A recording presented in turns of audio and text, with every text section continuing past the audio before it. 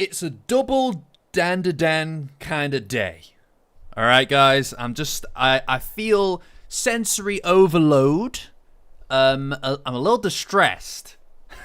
If you noticed, but I'm a little distressed.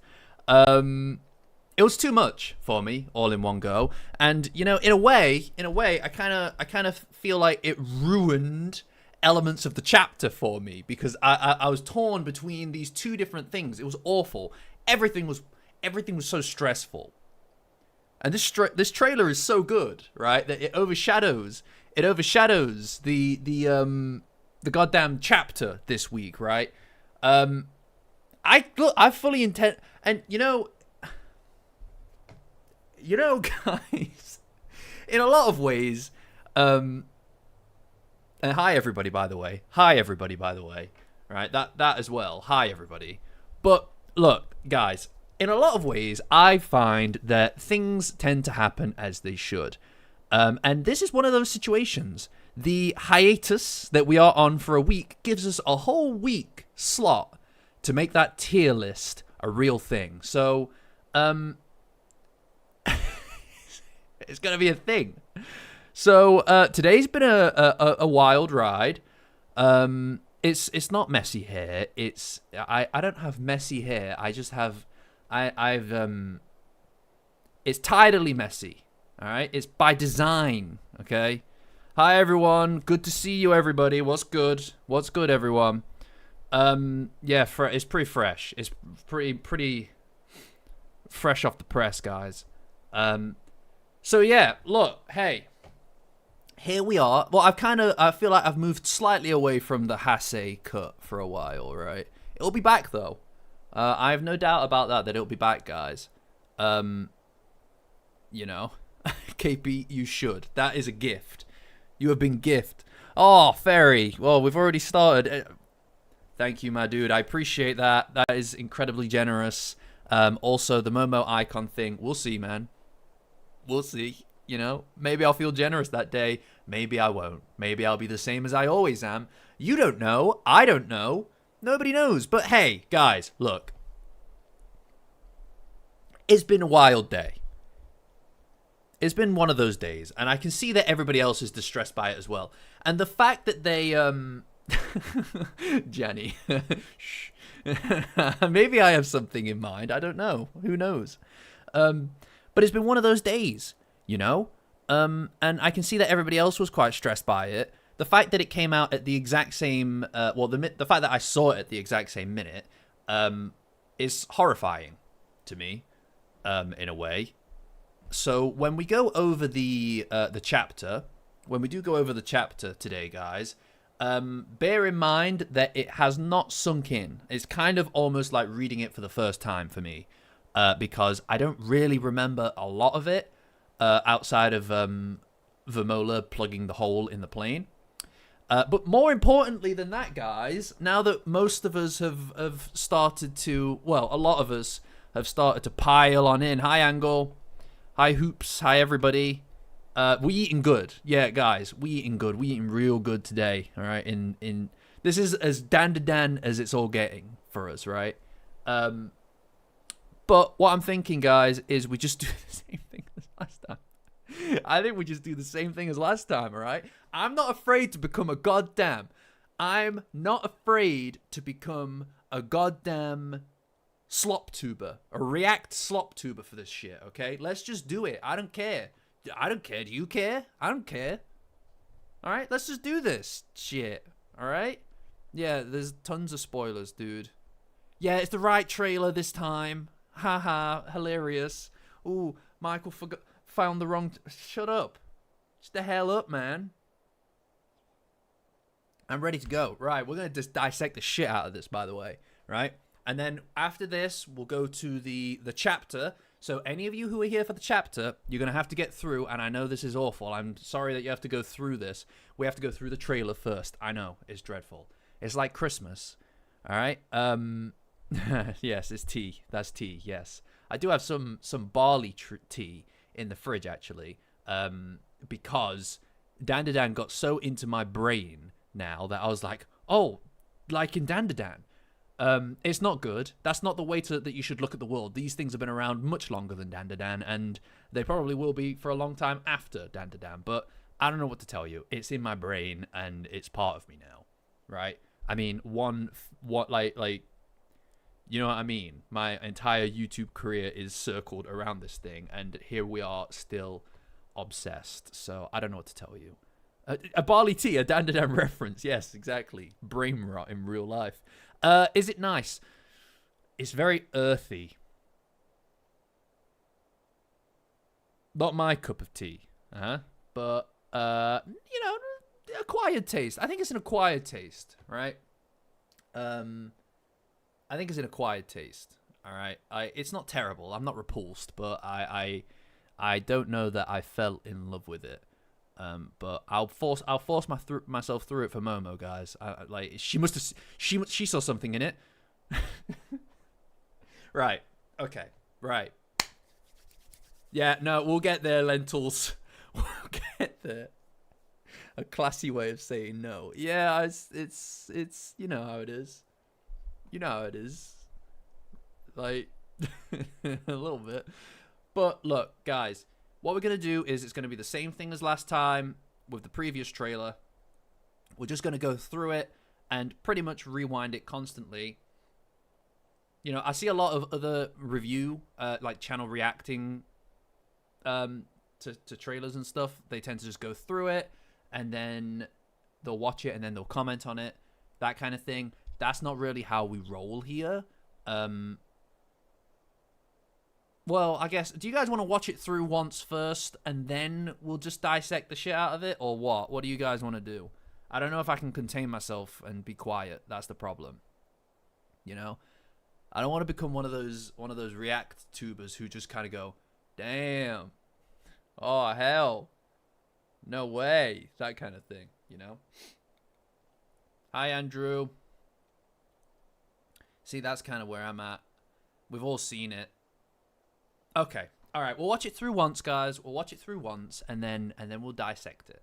All right. Okay. Let's do that. Okay. I'll try to be quiet, but no promises. Hi, Andrew. この恨みは決して晴れん。こいつはずっと一人で戦ってたんだ。ずっと苦しんでたんだよ。同情なんかするんじゃねえ。やつは天才だ。あそこまで天才的に強力な霊力を持ってるやつはめったにいね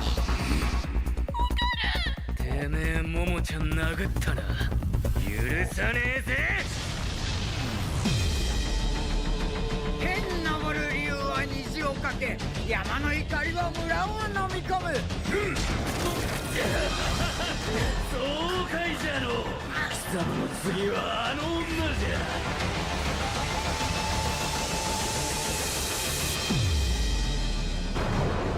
このままじゃ。Damn. Oh, hell. 強くなりたい。大丈夫だ。自分を信じろ。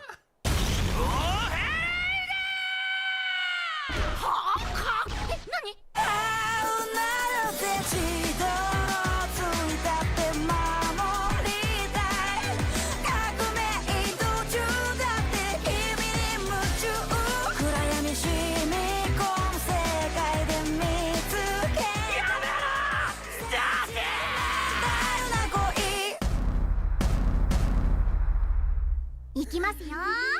せーの。萌え萌え聞こう。Guys.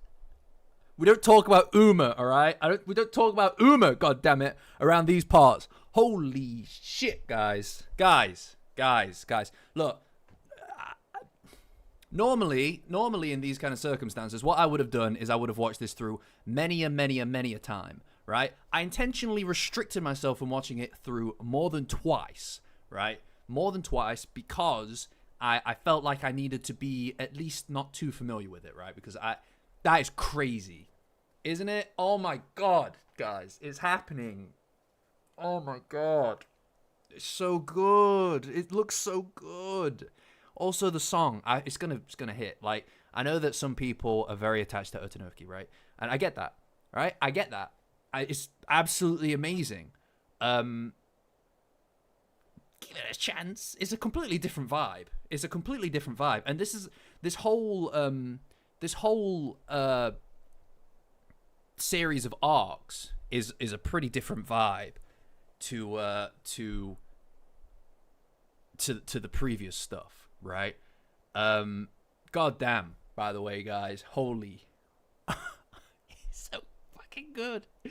Oh my god, this it's the animation looks fantastic, right? It's definitely a step up, and I can only presume that that's got a lot to do with the fact that the first season was so well received, and it was, right? Like, I don't know, guys. I feel like I just need it. Come on, guys. Can we get some Dandadan in here, please? Sorry, 1 second. There we go. Can we get some Dandadan in here, please, guys? Like, genuinely, I'm I don't know. Like, what are you supposed to say? It's so good. There's so many moments in this season, in this series of stuff that is, it's like the best that it gets, right? Like, I love all the early stuff. I especially love the first like the first arc, and then the following half an arc after that, right? Like, I think that's all fantastic, but this is some of the best stuff in the series, right? That's why like it being done right is so important, I think. And I mean, I prefer the Cursed House arc over the Space Globalist stuff because it's a bit more focused. And it's really good to see stuff outside of just the Cursed House arc now. You know? Oh, I'm sorry that you can't see it too, man. I'm so fucking pumped to see it. Yeah, M, you're right. I missed that, man. But like, it's only 15 seconds of the song, right? Like, if there is a 15-second portion of Otonoki where if you heard it, you probably wouldn't think it was all that, right? Just because you don't get the proper full experience of the song. You know, apples and oranges from the looks of it. Outside of the fact that they're both OPs, apples and oranges, right? Yeah. Even the trailer composition, right? Like hitting the music when the Hayashi band starts, to me, screams that they just get it, right? So much of this series is music focused as well. So getting it right is important. It's not like an accident. You can't just accidentally get that right, because it is so, especially in the more recent arcs, right? Like the more recent content, a lot of it is music based. And I think that is very neatly, yeah, the Momokuru moments. That's what we're all here for, right, guys? I mean, like, damn. They got them in there. They got the main ones in there, right? Like, they're missing, well, you know, they're missing a couple. They're missing a couple, but none, yeah, to be honest, like I like the vibe of the OP. Like, to be honest, I think that it'll be a mistake to just try to recapture the exact same vibe as the previous one anyway.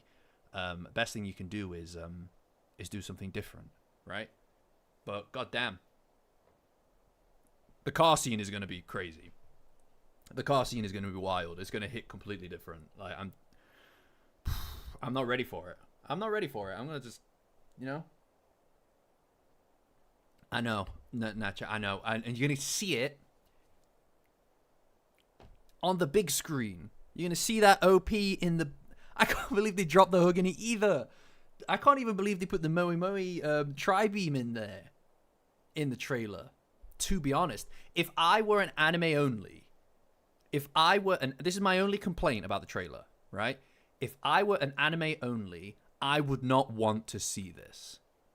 Right? Because it's got... I don't want to know any of this. Is too much for me. You know, I can appreciate it because I know what's happening. I know the context for these things, and that's all I care about is just seeing these things because I know what they are. But if I were anime only, I wouldn't want it. because it's too in a way it's too much. I kind of appreciated that the previous trailers would only have the Cursed House arc stuff in, and none of the payoff, by the way. That was all set up. This, a lot of the payoff is in this, and as a fan of the manga, I can appreciate that because I know what the setup and the payoff is. As an anime only, no way. Yeah, even seeing GG Possessed is a huge trailer, but like I said, that's kind of the setup in a way for a lot of the season. I don't think you should, Nachan. I think you should maybe not show him it at all. It's like, how far are we? We're 2 weeks away from a lot of this stuff, right? For those who are going to go see it in the cinema, we are 2 weeks away from seeing it. Don't even, just like, you know, I wouldn't even bother. And then we're like, what, 6 weeks away from seeing it, the whole thing starting. It's like, at a certain point, I think that it, you know, yeah, gatekeep it. Don't let him become a fan. Don't let anyone become a fan of this, because then it stops being ours. It becomes other people's as well. And no. I'm joking. Please let as many people know about Dandadan as possible, and then also direct them to my content. Please, I'm begging you. All right? Please. I need another swimming pool. I've only got 3. I don't make money. However much in your mind you think I'm getting less. So don't worry about it. Yeah, you should just read the manga, because honestly, like, normally I'm one of those people who prefers not to read the source material when there's something coming out, just because I want to just experience it in a visual medium. Fortunately, manga, I think, is the perfect kind of blend between literature and visuals. And it's enhanced the experience for me. Enjoying the manga and then also getting the anime is it's the best way to do it, in my opinion. There is no better way to do it. Genuinely, there is no better way to do it. It's fucking outstanding. It's so good. No, he isn't ready for us. No, he'd be very. It's a lot. It's a lot. You don't need to bring him into the community. Don't worry. Although he's probably also already seen the absolute fervent dedication. Let's say, you know. Yeah. That's it. It feels like what we're getting with this is it's every moment of the manga translated perfectly across to an animated medium, and it's fantastic. You know, so many times it's so easy to do it wrong, and I think that the beauty of what these guys do, and I'm not massively familiar about how faithful anime adaptations typically are, but the beauty of this is that they know and acknowledge that the source material is excellent. They've clearly are very deeply involved with the creator, with Tatsu, and that's how you do it, guys. Like, I don't know why they need to reinvent the wheel every time that they take a beloved property and turn it into a film here in the Western world. But hey, that's neither here nor there, right? They're not skipping anything, guys. They're not skipping a beat, because they know what moments we're here for, by the way. They made this trailer for our community. I don't know why, and I don't know how, but they even shoved in Uma at the end, which is specifically, that feels like a targeted thing. All right? That feels like a targeted thing because of the tier lists, right? I don't know what to say. They've got our number. They've got our number, and I don't know which one of you is talking to them, right? But stop it, all right? I've seen Tatsu liking your guys' tweets, all right? Yeah, that's it. D tier. Yeah, that's D tier. No, that's F tier. Trash. Right, okay. Guys. Right, now we're going to pick it apart, all right? We're going to pick it apart. And like vultures, we're going to just absolutely just pick at the carcass, all right, and scrape every last piece of meat off of the bone, guys. All right, okay. You ready for that? Are we ready for that? Are you guys ready for that? You got your watch through. All right, people are unhappy. We're getting some thingies. Let's go. この恨みは決して晴れん Right, okay, straight up. Number one, right? And I know that we're literally like 3 seconds. I love what they're doing with obviously he's the evil eye, right? We all know that. That's the whole point.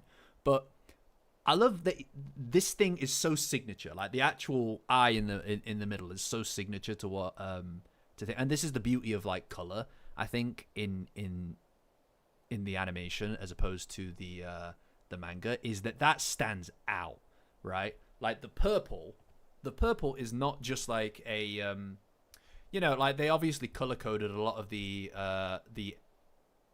enemies and stuff in the first season, and it was always really cool because every kind of situation that they were in had a distinct color, right? Which really helped kind of like set the scene, and it also created this incredible contrast, especially like between the Serpos and Okurun at the beginning of the show. See this scene in a minute, in just a second, where Okurun's fighting the Eye, and it's like as they collide, the contrast between purple and red, it just is so blaring. It's amazing. It looks so good, and it incorporates that theme so well of the struggle between the two of them, right? It feels like they are in incredible conflict, right? Oh yeah, that is definitely it. Yeah, I love Mr. Shrimp, guys. こいつはずっと一人で戦ってた。 Oh no. Oh no. Oh no. This is gonna be bad, by the way. Look at that. That's bad. The best thing that they can do. Alright, Tuma. Alright, I hope you can catch it on VOD. Hope you can catch the VOD later. Right, guys. The best thing that this series can do, in the same way, right? I like obviously reading Acro Silky in the manga is a lot. It feels like a lot, and it's upsetting. But the way that they handled it in the anime elevated it, right? And when people think about Acro Silky and that backstory, you're thinking about the manga, the anime, not the manga. Really, not to say that they didn't do it well in the manga. They did it fantastic. It's just you're thinking about the anime when you think about it, right? I want them to do the same thing for this, right? Because the Evil Eye's backstory is tragic, it's horrible. I just think that it sometimes falls into the background a little bit with his character. Because that's like a whole, like you can't even begin to envision the level of suffering that kid endured. Like that suffering becomes resentment, and that becomes hate, right? Like his whole thing is an unbearable, uncontrollable hatred for all people, because the whole world, everything outside of him has rejected him and hated him and made him suffer. And then you die in the most horrific, horrible way. Like being burned alive is one of the worst ways to go. He's a kid who, like, what an awful existence. What a terrible existence. No wonder he's filled with hate. And that is the backdrop for the character that really, as far as the anime is concerned, and even right now in the manga, guys, is still a huge plot point, right? Is his hatred. And I think that this should, hopefully, I know it's going to be hard, guys. I know it's going to be hard to watch, but this should hopefully further solidify the exact reasoning as to why he feels how he feels. Yeah, Scaly B, I get what you mean, right? I think that when it's a weekly series and you're releasing panels like a week, spending a whole month on the backstory of a character at that point in time, when the series hadn't been around for very long, presumably would grind the series to a halt for a lot of people, and they'd stop watching potentially. We have a lot more time to play around with the backstories of these characters, because instead of unfolding over weeks, we're going to see it over minutes. But those minutes should stretch for a long time, in the same way that Acro Silky's story took a whole episode, right? And it hurts more. And they knew that they could do that because the proof is in the pudding, which is the manga. But also you're not going to walk out midway through Acro Silky's backstory. And hopefully they come to the same realization with this as well. I suppose the only one that I feel less so inclined to want that for is Reiko Kashima, because I think that the historical context for Reiko Kashima is enough to get it, right? If you have any basic comprehension of modern history, you don't need to know what happened to Reiko Kashima to get it, and I think that's sufficient. And I like the mystery around that character because it's a character that's so strong and so powerful. But the evil eye is essentially one of the crew, right? So we kind of need to know exactly what happened, and we really need to feel it. And I think that if they do it right, which they probably will because it's Science Saru, right? If they do it right, then the whole evil eye arc will be even further elevated. It'll be even further elevated because you have to feel. This is the thing about the evil eye arc, right? The characters, and that's Gigi, Okurun, and then everybody who decides to fall in with them and their mission to protect Gigi's wants and desires. The only way that you can look at that and kind of not disregard it is if you are able to also feel for the evil eye. You want to give him a chance. And I think that Gigi's act of compassion in wanting the evil eye to have a shot at life, right? To have a shot at life should make more sense. And I think it will make people like Gigi even more because, sacrificing and exercising the evil eye after a life of being nothing but a tortured sacrifice is wrong.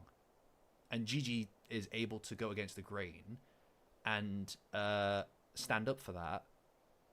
And I think that's such an important trait, right? That's no different than Momo standing up for Okurun, someone she doesn't know, just to help him because it's the right thing to fucking do, guys. It's the whole point of the people in the show. Is just, and in the same way that inspires Okurun to do the same thing for Gigi, someone who up until now he hasn't really had any reason to befriend because he's seen him as competition, and that chain just goes on and on and on and on and on. But yeah, is everybody still there, guys? Anyway, point is, that's 4 seconds. We'll keep going though. We'll keep going though. All right, cool. Sometimes I just need the feedback, so I'm just like, oh, is everybody gone? All right, cool. I'm glad we're all on the same page. Sorry, the cat is sprawled across my desk. It's okay. No, I don't care. I'm busy. I'm in the middle of a thing. That's okay. It's as long as everybody's happy, I'm happy. All right. Anyway, point is, this looks awful, but also kind of great, right? Like these little details here, it really should solidify in people's minds the weight of the crime that these people have committed against not just this kid, but against humanity. This is one of the most fucking wrong things that people can do. I know. I don't care. I'm busy. Yeah, she's. No, don't. She's got. Thingy. He's a bit toasty. Yeah, he's. Chat. Are we cooked? 一人でで戦ってたんだ。ずっと苦しんでたんだよ。同情なんかするんじゃねえ。やつは天才だ。同情なんかするんじゃ。 Man, they really just speed run. They really just speed run what happened here, by the way, guys. Right? Like, he's, 出たんだよ。同情なんかするんじゃ。 like, that is just like within 5 seconds, 8 seconds, they've shown us exactly, by the way, this is what happens to Gigi in the first few seconds of the trailer, right? The beauty here as well is that the ball thing that he constantly kicks about, it actually feels like it has like some significant weight here. Like I don't know why, but when I was watching it, when I was reading the manga, it always just kind of felt like that was just his, like, just a thing that he used. It never really struck me that, number one, it clearly is obviously like a foreshadowed element of the fact that Okurun and Gigi were playing football earlier in the arc, right? Like that foreshadowed exactly what was going to be happening here. I don't know whether or not it manifested as a ball just because the evil eye views fighting as kind of like playing, or whether or not that is also showing that he's kind of merged with Gigi in a sense, because obviously that's his version of how he plays, so it's like manifested through Gigi, right? But yeah, I mean, I suppose the difference is between I get that, Hoops, but I mean, like the way that it manifests, and the evil eye being a character that views, you know, fighting and playing as the same thing. It makes sense that his weapon is a ball, right? Like is an instrument of playing, but he's using it for harm. So it's interesting, but it looks great here, and again, it's just the benefit of the medium, right? I mean, look at how good the actual evil eye's third eye looks. I mean, it's a Rinnegan, isn't it? It's the Rinnegan. Look how good his Rinnegan looks. Yeah, the earrings are really cool. Those are going to blow up in popularity, by the way, when this comes out.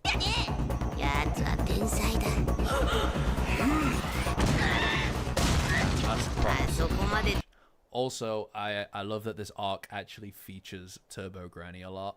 Up until now, she's been a kind of side character. This arc, she is just there. She's in it, and Turbo Granny's a great character.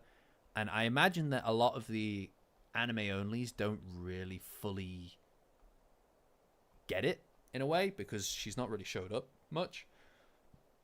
But, yeah. Also, that jacket of Momo's is gonna... That's gonna be around for a while, isn't it? That's still relevant. That jacket that she's wearing is still relevant. Look at that! Oh my god! Look him go! Look him go! God damn. Do you see that jump? Like his little twizzle. Twirl. Look at him! Look at the size of his hands! Look at the size of his hands. They're huge. It's like Tarzan. God damn! Oh my lord! His feet are massive! He looks like Tarzan!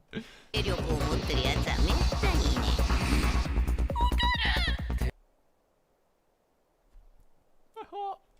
My heart!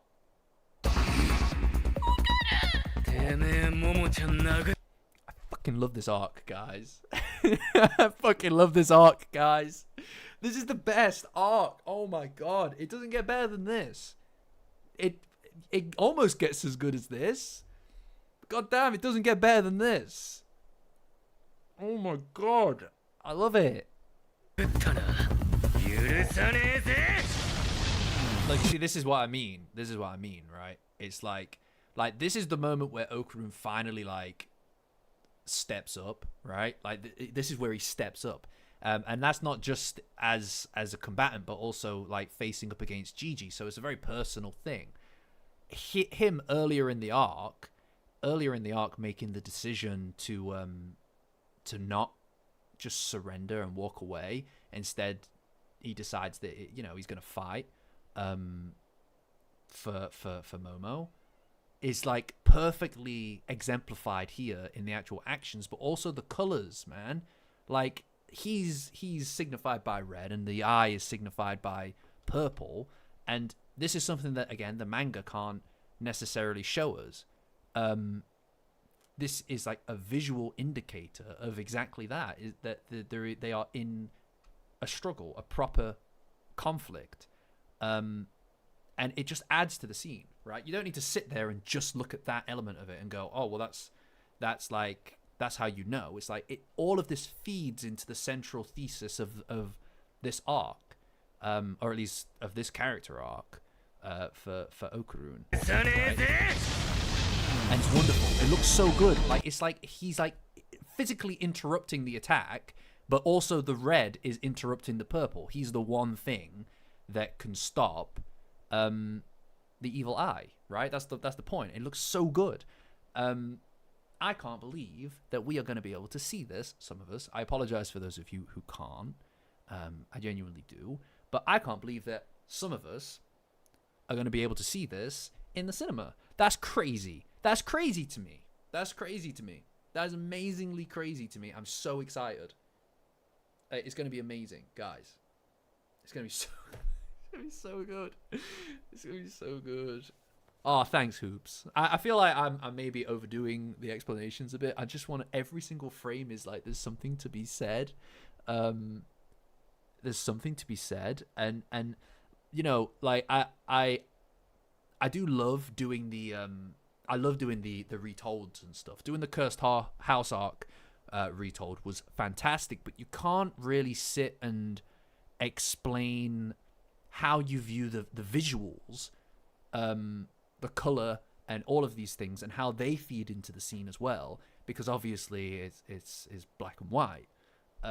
So being able to look at the audio and the colors of the visuals and all of these different unique motions in between all of the different key frames, it's just another level of analysis that is typically locked off behind the fact that it's a manga that I'm looking at, and is, you know, you can look at the frames or the panels, and you can look at the story, but you can't analyze these little moments.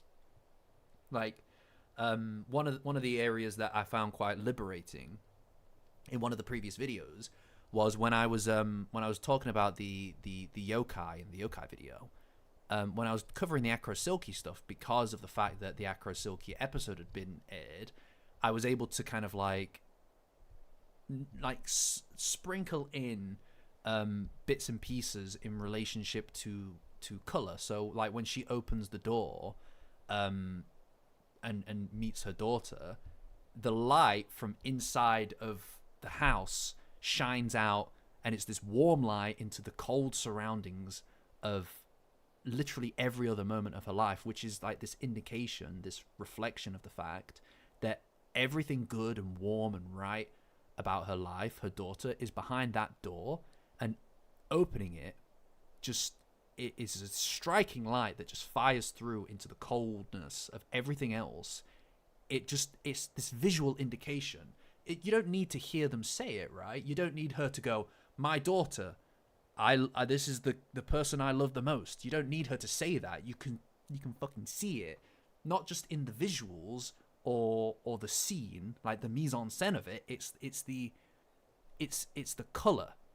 That on its own is enough to tell a whole story, right? And this is another element of the anime that is introduced here. So for me to be able to actually talk about this side of it, fuck me, is my internet gone?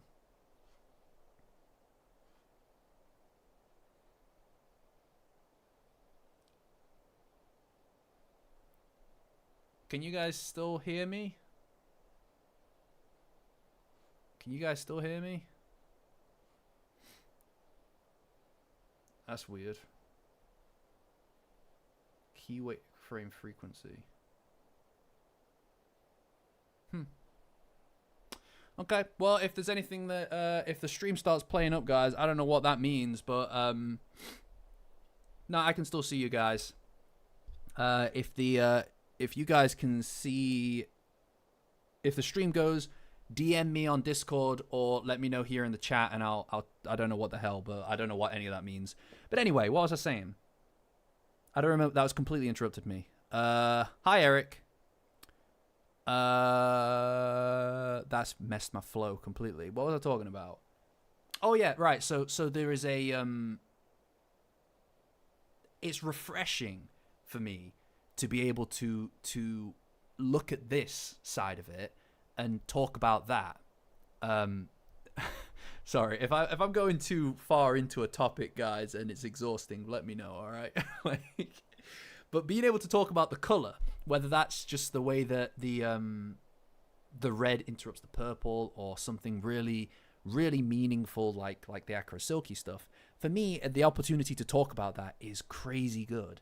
And it's something that I value a lot about being able to talk about just the trailer, right? Which is why I'm so excited to talk about the trailer, is because it's a completely different level of analysis. Thanks, Blissy. Thanks, everybody, actually. I appreciate everybody's positive comments, all right? Like, it can be on the fly. It can be tricky to jump into this and not feel self-conscious, so I appreciate that. But anyway, being able to talk about the colors and all the animations and stuff is so refreshing. I'm not an expert by any means, but I'm keen to, right? I'm keen to do it, right? It's something that I've always enjoyed doing. So yes, that's excellent. Yes, trailer comes first, I'm afraid. And as I've already been able to tell by the concurrent viewership, guys, the trailer stuff is more popular than the chapter stuff.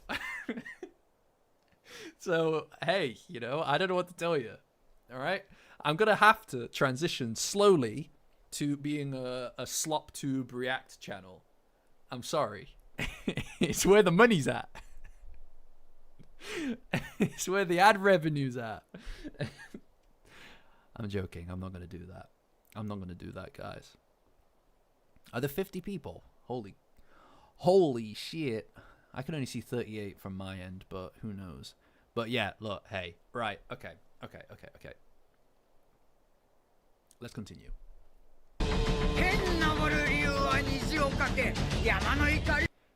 Again, in context, massive spoilers. It's like huge spoilers. Wild spoilers. What are they doing? Oh yeah, we haven't even done a Discord plug. By the way, guys, we got to see this literally the second that it came out, because we have an incredible newsboy on the beat on the Discord.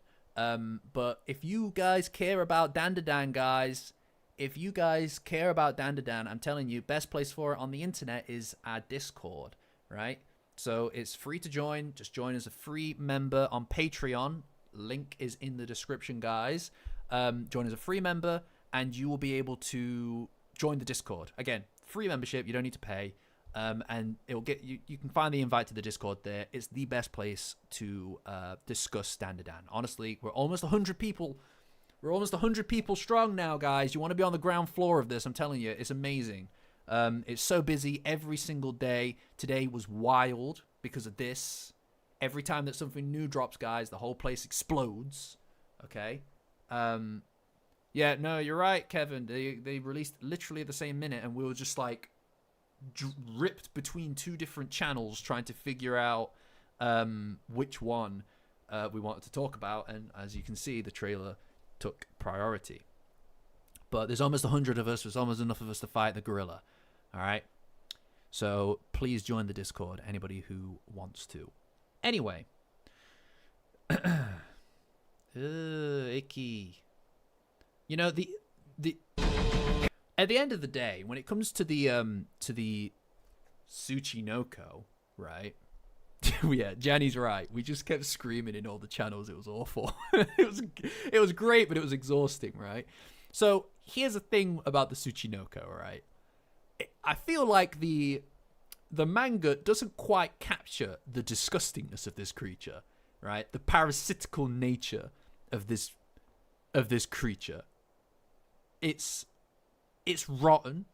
it's disgusting, and its modus operandi is also pretty rotten and disgusting, right? It's a suicide worm. It's gross. It's icky. And I feel like, again, the manga doesn't quite capture that in the same way that the anime does. And, you know, a great kind of like thesis statement for the Cursed House arc is it explores how people so fervently dedicated to myth and accepted truth, despite the fact that it doesn't necessarily align with reality or fact, may be led to do awful things, right? And I think that the best way of exemplifying that is with something like this, right? So look here at the subtitle, right? The subtitle, Dragon Rising to Heaven will cast a rainbow. In your mind, talking about something like this, right? Something that people worship, and to akin to a dragon, okay? You think of something beautiful, you think of something incredible, and powerful. But the reality is that and despite the fact that this is the myth that they tell themselves, is that they're doing it in service of this beautiful thing, right? A completely distorted version of reality. That's their accepted truth of it. There is something so haunting and disgusting about the fact that this beautiful dragon is just it's an ugly ass worm, right? Look at it. Look at that thing. That's not beautiful. It's a monster, and they allowed that thing power over them and over however many people, and sacrificed a parasite, essentially sacrificed however many people to this parasite out of some really twisted, distorted version of reality, is, in my opinion, the heart of this, well, the heart of one of the themes of this arc, at least the general plot, is that people are crazy and they are totally willing and ready to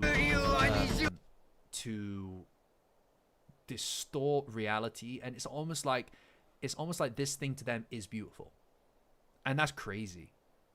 That's so crazy. I mean, look around you, man. Like, look around you.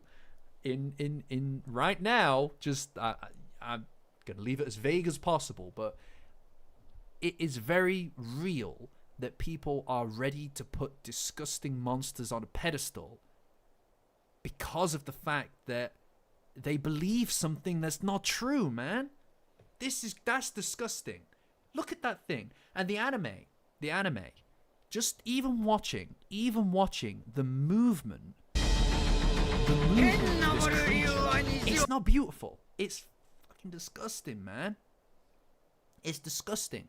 And by amping up how disgusting this thing is, like, it's look at it. It's dripping with phlegm, man. It's disgusting. By highlighting the disgustingness of this, it amplifies the message. It amplifies the message that this belief is wrong, and it has been forced to be believed, despite the fact that there is no truth to it. Yeah, it's a parasite, guys. And I presume that we're all very open-minded. I would also stress that in our daily lives, we should also try to watch out for people who may also want you to worship a monster.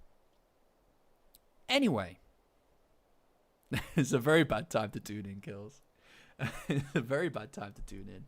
But anyway, point is, the anime helps to highlight the message, guys.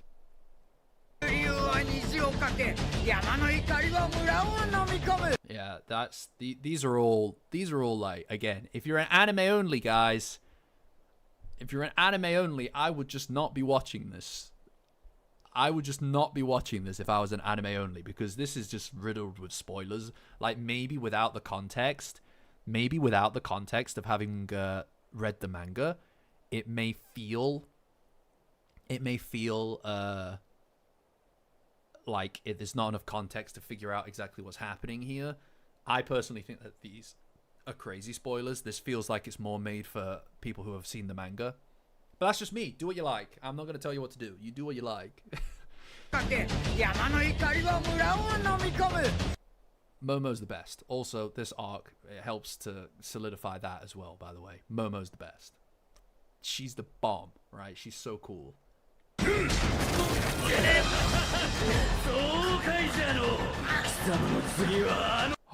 you see that? Look, they've all got different colors in their eyes. So that means you can only presume that the notes are also going to be multicolored, right? Depending on who's playing them. This is going to be wild. This is going to be crazy. Is this the same... Is this the exact same... Oh, alright. Sorry, guys. I didn't realize that the volume was so loud. Is this the exact same shot that they used for Taru? This is reused. I feel like this is reused, but it works because it's Taru. He can only do so many movements, right? He has like 3 different movements, and that's it.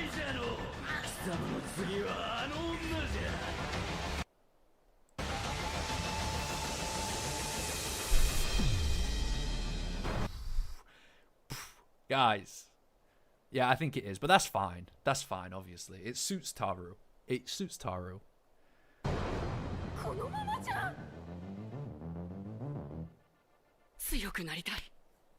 Guys. Guys. Did you see it? Guys, did you see it? Did you see it? Oh, my lord. That's the stuff. That's the stuff right there. You just feel it in your bones, can't you? Oof. I think that might have extended my life by a couple of years, guys. I think seeing that, right? Now, I don't know, there's no basis in science for this, right? Saru or otherwise, okay? I think that watching that in context might extend my life by a couple of years. That could happen. I feel like that's a believable thing, like a realistic thing.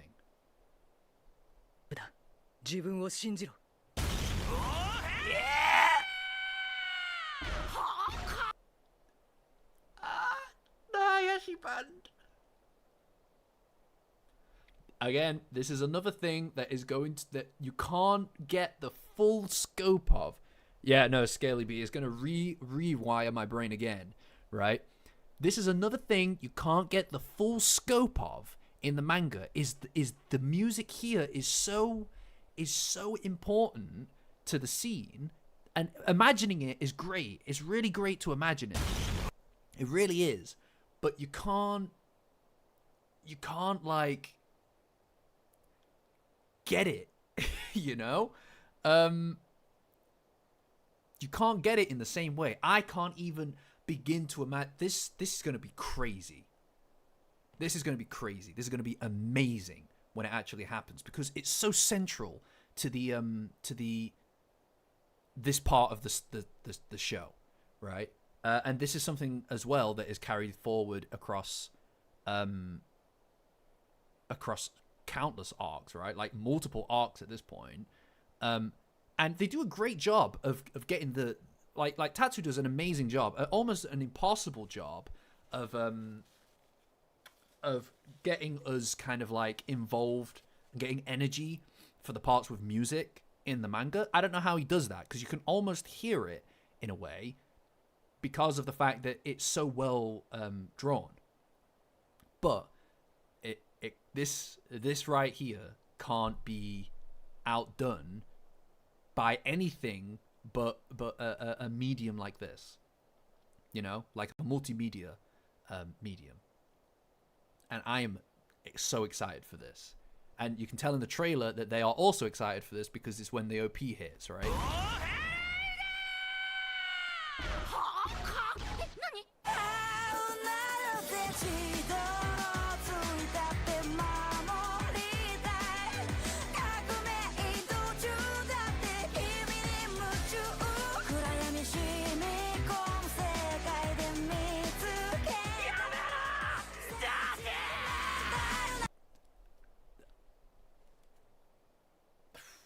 Guys. Yeah, that's his Scaly B. Like, that, again, that bit, it's the fact that you can actually use the camera as a character in the scene in a way where previously you could only connect the dots between the panels, right? And it was always effective. It was always incredibly effective because of the fact that it was so well done. But you had to use a degree of your imagination to connect the dots between. And look, again, I'm not trying to shit on the manga. The manga is fantastic. And the fact that all of those scenes, all of those shots in the manga are carried over here, more or less, and still work just with the anime kind of like creating the connective tissue and enhancing the audio and visuals around it. The fact that all of those shots still really work in sequence it showcases just how perfectly they capture the scene in the manga as well. But seeing the smoothness of being taken through the panels naturally, organically, with everything else around it is incredible. It's so good. The animation here is absolutely just incredible as well.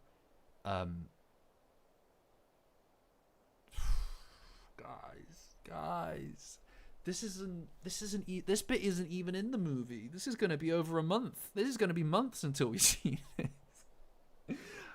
I need the footage for videos, guys. I need the footage for videos. I didn't even know that. Nachan, that's amazing. That right there, that's what we're going to use in the eventual Discord wiki, guys, when we get that sorted. By the way, guys, if any of you guys are enjoying this, care about Dandadan, we have an incredible Discord. I've heard from people, not me, from other people, that it's the best place for Dandadan on the internet. It's better than Twitter. Better than Twitter. That's what I'm hearing anyway. So you can join the Discord for freezies. If you just follow the link in the description to my Patreon, join as a free member. You don't need to pay to join the Discord. So join as a free member, and that'll get you access to the Discord invite link. You can join. There's almost 100 of us. Look, guys, you know, there are bigger communities for Dandadan on the internet. That's undeniable, right? But are there better ones?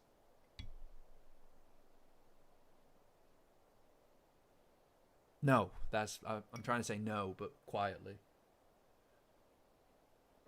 It's been scientifically proven. It's been yeah. Yeah. There you go. You see? We're going to taxonomically identify the worm. There you go. Easy.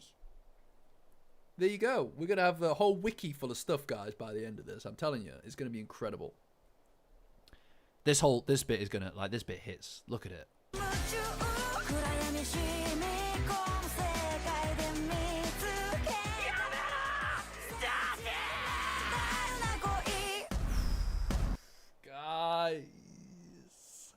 Guys. Also, you know what scene? You know what scene is just before that as well? Can you imagine being an anime only? Can you imagine being an anime only and seeing that bit after the thing that you've just seen, right? God damn. Wait, am I gone? Can you guys see me? Can you all see me?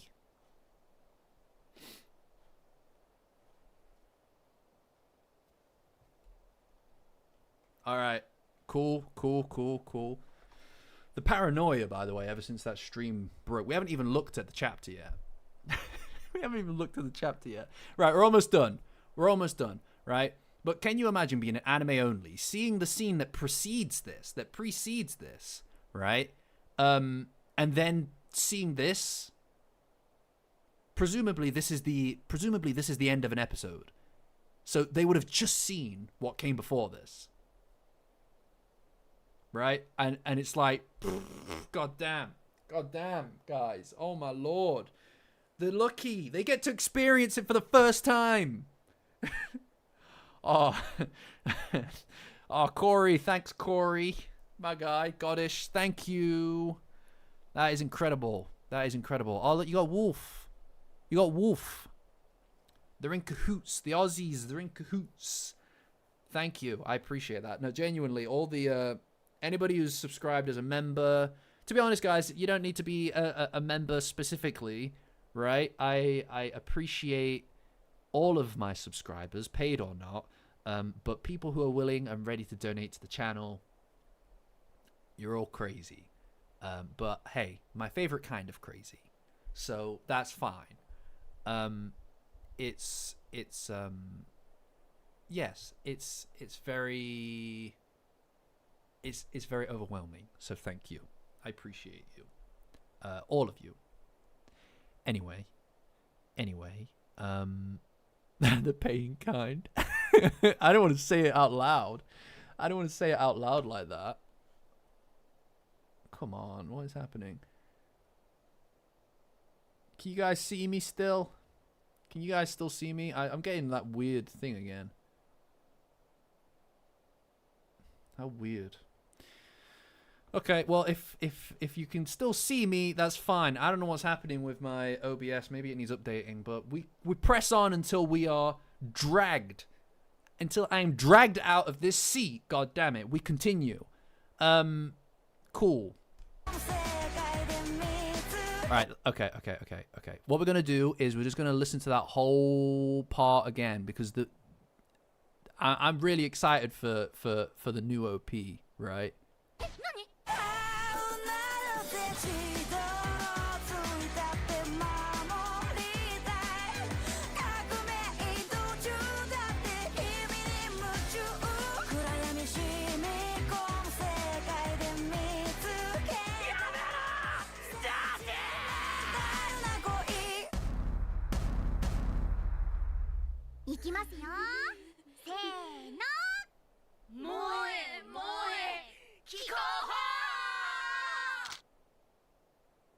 Look, it's even the photograph.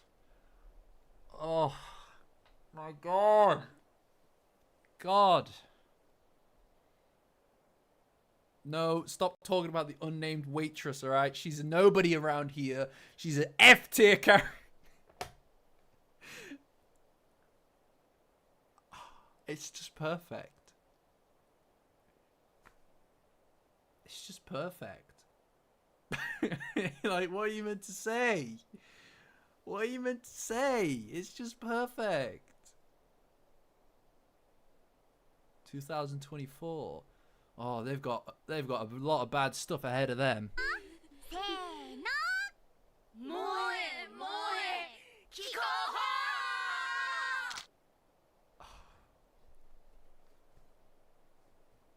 Thank you. Thank you, Lord. Thank you, Lord. I can't. I love this. Guys, I know that we're past this by now, right? I feel like we're past this. Okay. I fucking love Dandadan. I said it. I'm going to be the first one to say it. Probably ever. I fucking love Dandadan, man. Like, honestly, you know what it is, right? I love that the anime is so far behind. I love that the anime is so far behind the manga, because when I first read all of this, man, it literally rewired my brain. Okay, like I've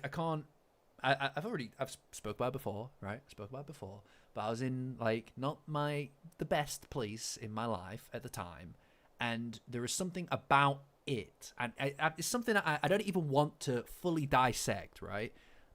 It's something that I refuse to overanalyze.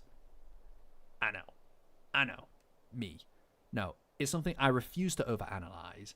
Is the why it worked so well, because I don't want to understand exactly what it was about this that decided to kickstart. me. I don't want to know exactly what it is that kickstarted something in my monkey brain to make me fervently obsessed fervently obsessed, as you probably can tell, but also very, what would you say? Very passionately dedicated to creating.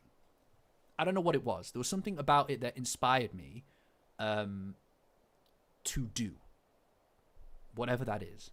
And I don't know what it was about it, but I don't want to overanalyze the exact brain chemistry or the why of how reading it for the first time kind of like, and the subsequent times after that, made me want to do. Right? Now, the thing is about that is, now that I'm deeply in this kind of space, rereading it, you can only do something for the first time or the second time once. Rereading it, I still feel very dedicated to it, right? I still love it, but now I'm so familiar with it, it doesn't really... It's not that it doesn't hit. It does hit. It hits well. It's just I know it well enough now. Yeah, that is it. Like, you binge it the one time and then you really start to appreciate it the second. But the subsequent times after that, it's not that it doesn't hit. It still does hit. I can appreciate all the little bits and pieces, but I'm not as surprised at what happens, and I'm not like, oh, well, I can't believe that they did that with a manga like this, right? And that's fine, man. Like, that's what happens when you become familiar with something, or dare I say it, gain expertise in, right? I feel like now, because I've gone through every panel multiple times for videos, I'm so familiar with every little detail of it now that whilst I'm still surprised by some of the crazy, incredible stuff that people put in the Discord. By the way, guys, join the Discord. Patreon link in the description. Join as a free member, and you can join the Dandadan Discord that we have. It's the best place for Dandadan on the internet, also, I'm told. But I know all the panels so well that I'm not surprised now, is my point. But the fact that this is all back then, this is all back when that came out, it's all the old stuff. I say old, but it's not that old for me. It reactivates those neurons fire again, because it's kind of like you're experiencing it for the first time because it's in a different medium. You're experiencing it in a different dimension for the first time, and it's not the exact same thing, but it does carry that same thing that I don't want to know. Right? It carries that same unexplainable essence that makes you feel something, right? So being able to kind of like see all of that stuff again, and even if it's drip fed over years, right? Even if it's drip fed over years of it, it's something that you know, is the stream dead again?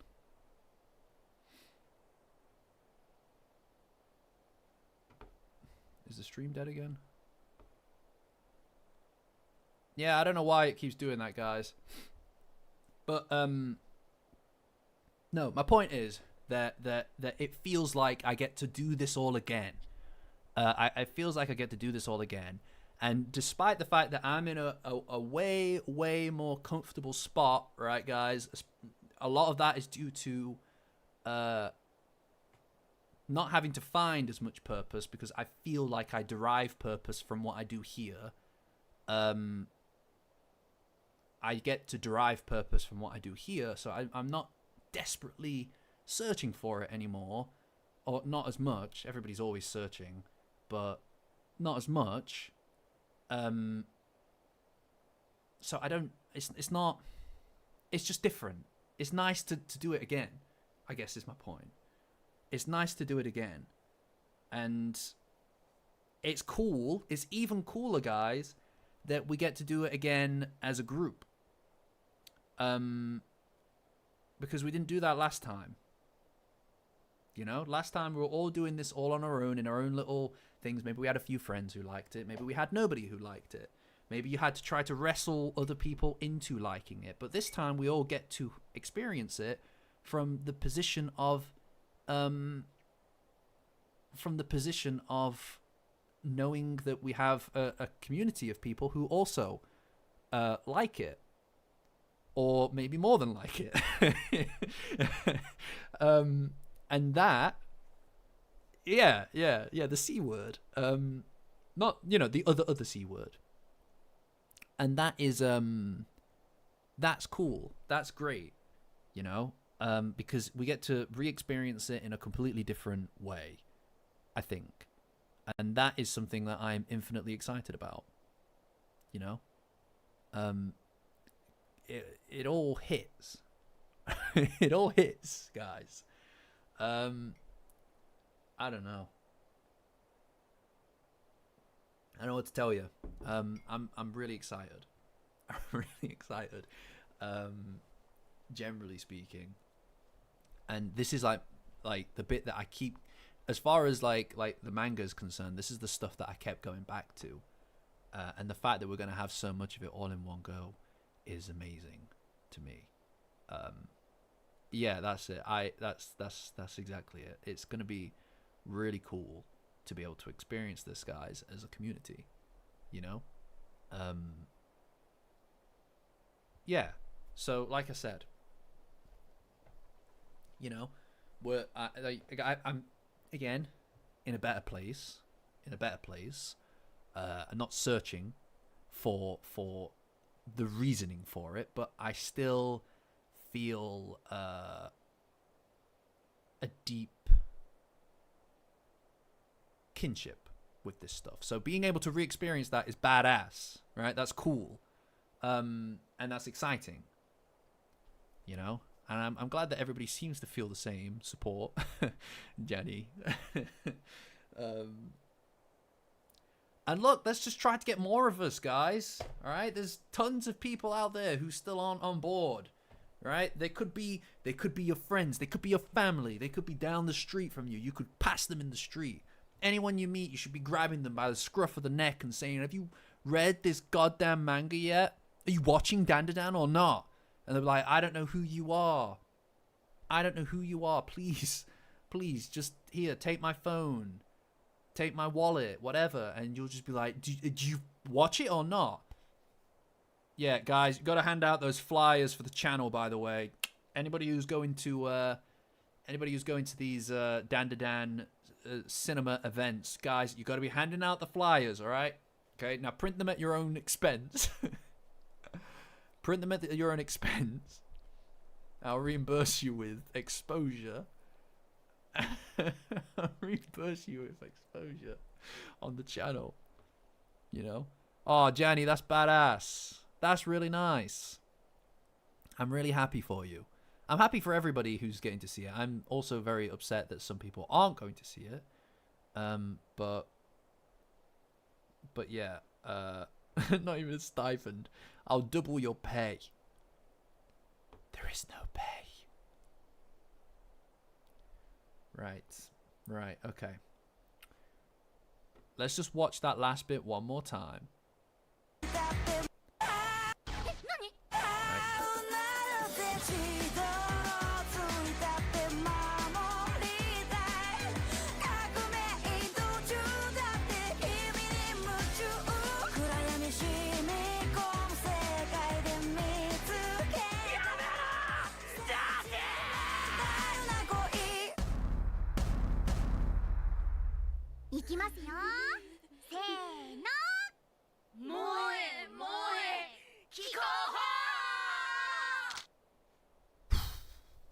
What did we do to deserve this?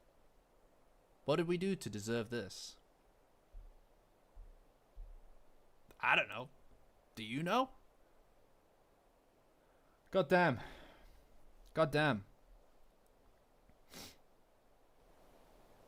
That's crazy. Yeah, we've earned this, guys. We've earned this, alright? I'm telling you.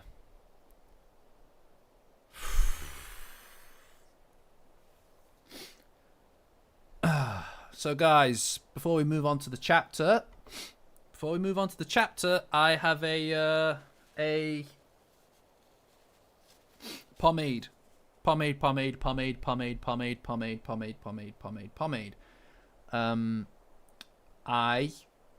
gonna shout out my top patrons. All right, I've remembered it myself. All right, I remembered it myself. So I'm gonna do that now. Okay, I know that it's as awkward for you guys to hear it as it is for me to say it. So I'm just gonna go ahead and do it. All right. So that's Blissy Cat, Burlap Sack, Dandadan. Alright, this is the last time I'm going to entertain fake names. Alright? Eric, he's our newspaper boy, Fifth Gram, Goddish, JMO, Mother Support, Sarah, Serpo, Wolf AU. Mother Support changed her name to Pitbull. Mr. Worldwide over here. And Tim Kai. Alright? You guys, I have to say it 100 times next time. Yeah, no, well, I suppose your name could be, serendipitously, Dandadan. It's not impossible. It's highly unlikely, though, that your parents named you that, considering. But hey, I'm not going to judge. You know? But hopefully you guys can appreciate how much I appreciate what you do. All right, supporting the channel is always optional, guys. You know, everything's always free. Obviously, anything that's not free is stuff that just simply would not have existed without paid support anyway. So that only exists because of the fact that it's being supported. I'm not calling you that. No, Sarah. No, you're Sarah now. All right, I will not entertain. You know what I mean? But everything's always going to be free, guys, unless it's stuff that otherwise would not exist. And obviously, there are a few really nice perks that exist for the community members that are paying on the Dandadan and the Yokai tiers. Which I need to update to also include some of the really cool video game stuff, the multiplayer stuff we've been doing recently. Janny, you're Fancy Michael forever. You can change to Fancy Janny if you like. You don't have to be Michael. You can become Fancy Janny if you like. But anyway, I'm going to be updating. I'm going to be updating some of the roles. Some of the perks rather, so that they reflect some of the other stuff that we've got going on in the Discord at the moment. By the way, guys, if you aren't already there, link in the description. Guys. You can join as a free member to my Patreon, and that'll get you access to the link for the Discord. I don't know. I've said it. I'll say it again. It's the best place on the internet for Dandadan and other stuff as well. Actually, everybody there is just really, really nice. Just really, really nice. Did I say Eric? I feel like I did, didn't I? If I did, yeah, no, I did say Eric. He's on the list. But if I didn't, I'll say it again. Eric. No, I did, because I mentioned that he's doing amazing work as the paper boy, right? He stands every single day, right? Every single day. I don't know how he's doing it. He shuffles out front with his little wooden box, upturns it, stands on top, slaps on his little hat, and extra. Read all about it. New Dandadan trailer. He does it every day. All day. He doesn't sleep. And he doesn't get paid. He doesn't even get paid. Crazy. No, I'm not reading that support. I'm absolutely not reading that. What a ridiculous thing to even... Frankly, at this rate, I might just not read you next week, because that's not on. Awful. You know?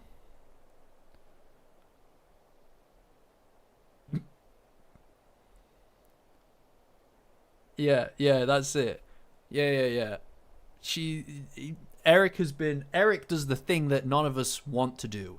He goes out into Twitter, into the cold hellscape of Twitter, and he brings back all kinds of bounties. Fortunately not actual bounties, because they're trash tier. Yes, and it's excellent. You know, he does that so we don't have to, guys. We owe him a debt. A debt we can't pay back. It's awful. Right, I don't even know how to jump into the chapter here, right? Because I feel like a tier we agree on. How rare. How rare. That right there is the kind of talk that gets Miko and Muko knocked down a rank. Alright. Music, of course. Completely forgot. Honestly, I need producers. Anybody want to be a producer? You won't get paid well. And by that, I mean not at all. But I need producers because I honestly, like, at a certain point, I just can't remember how to do anything here. I just forget, man. I just forget. I don't know what to tell you. I can't stay on top of it. Absolutely not. No, not you, support. You want to be trusted. I don't need music. I need reminders, people. Not music, I need reminders. I need someone doing all of the stuff for me. All the stuff for me. Yeah, I can change the light to red. I might not leave it as red, but I'll do it to show you, Eric, my good friend. You've earned it, kid. Yeah. Oh, that's kind of evil looking, though. Green's nice, though. Green's quite nice. Let's leave it as green for a while. What do you guys think? Already doing it. That's true. You are already doing it, to be fair. That's a good point. I can't argue with that. That is a good point. Yeah, I need a direct line here. That's a really good idea to change it to red when I'm the imposter. It'll make it really easy for people to snipe the stream, though. There's a degree of trust that goes into that. Maybe I'll do that. Yeah, green is quite nice, isn't it? Green is quite nice. It feels more relaxed than the purple does just now. Hi, Koga. Yeah, let's leave it as that. I'm curious what blue looks like, though. Blue's quite nice. But I'll do that for the last segment, right? We're not going to be doing the tier list today. I know. Shocker. I'm sure that you're all devastated. But we won't be doing the tier list today, so maybe I'll slap on blue for that. You know?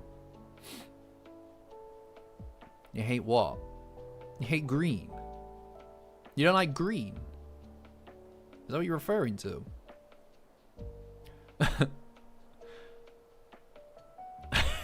The chapter. Yeah, it's the chapter time.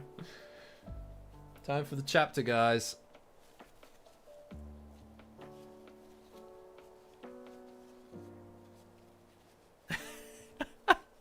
A Raya presentation ready. There's not enough content for a Raya presentation. I refuse to believe that. I refuse to believe that. I'll go back to purple later. I'll do what I like.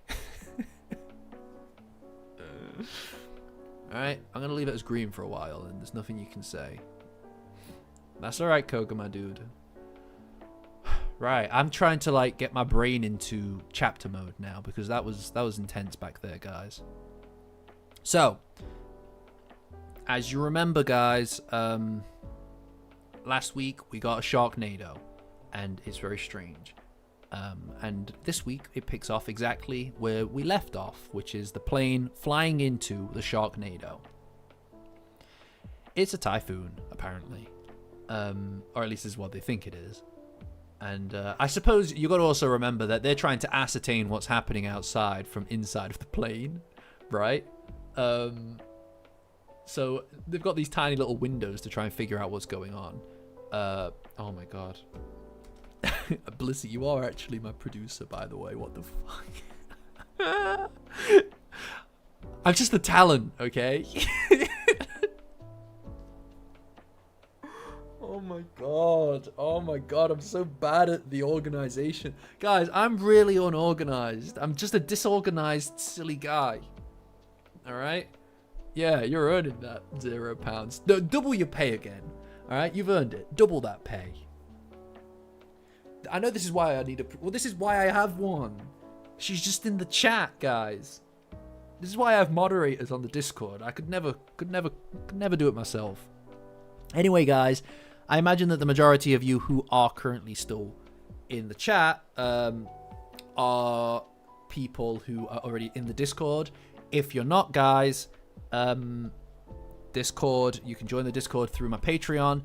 Join my Patreon, link in the description, as a free member, and you'll get access to the Discord link. Best place on the internet for Dandadan, so I'm told. People are always saying that to me. They're saying that to me everywhere I go. Oh, fucking... This chit clap that thing is never going to go away, is it?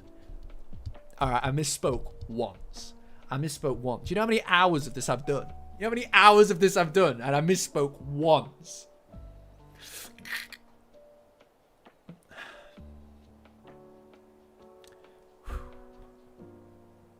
Remember those breathing exercises. Remember the breathing exercises. I'm fine. I'm fine. It didn't get under my skin.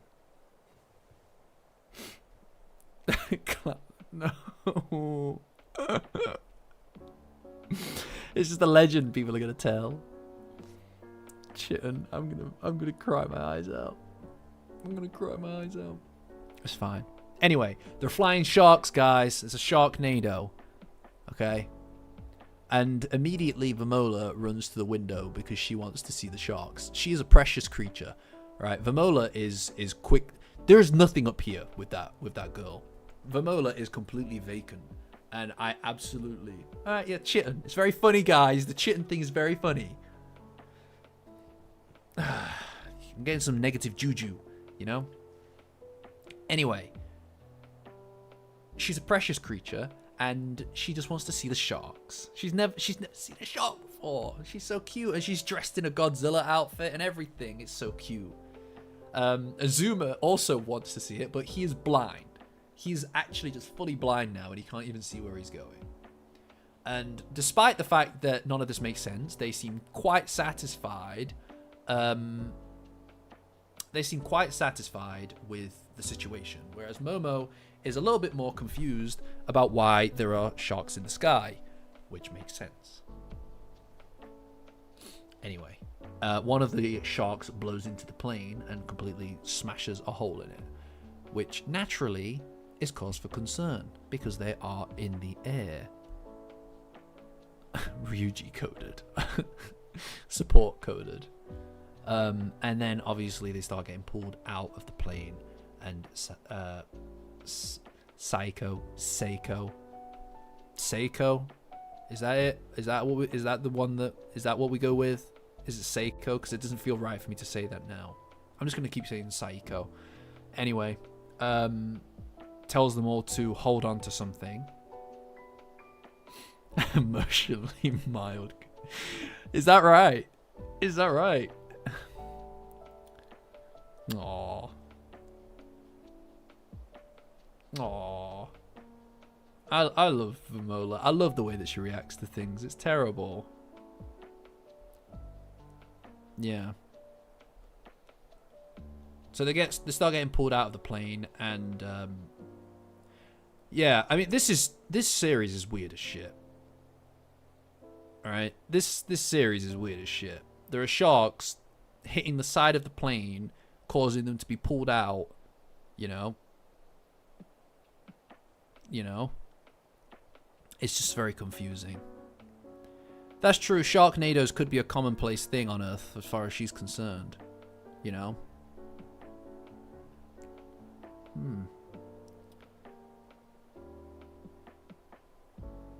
Yeah. That's a good point, Sarah. This is why Sarah writes essays on well, she's done one essay on Rin, which is very good, which I liked a lot. It got her moved temporarily in the tier list, guys. More proof that I can be convinced one way or the other. So, you know, next week is the last week of the tier list, guys. So get your, last call, guys. Get your orders in if you want something moved. I don't advise you go for the big one. I think you should just go and see which minor characters you want moved around and try to lobby for those, because you're more likely to get your way with that. All right? I want to make it very clear that I've made my position on how the tier list is going to end very, very obvious since the beginning, and that's how it's going to end. So be ready for that. Please be ready for that. Anyway, they start getting dragged out of... fair enough, Shadow. He's a rebel, you see him? Okay, go for the big fish if you want, man, but you'll all fail. And don't blame me. That ain't on me, that's on you. That's on you. Don't blame me for that. Anyway, Seiko shoves on her oxygen mask. Quite rightly so. She fixates and deals with her own mask before helping other people, which is that's the advice you should follow. It's raining sharks and dogs out there. I like that. And then everybody's favorite... Who's that guy? There's some stranger who I've never seen before who tries to help the old man boy child to fixate his mask on as well. I've never seen him before, this character, though. I don't know who he is. He's probably not important. Probably like D tier character, F tier. Doesn't really matter.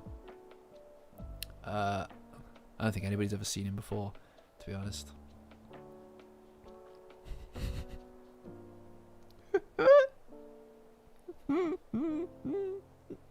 Sorry.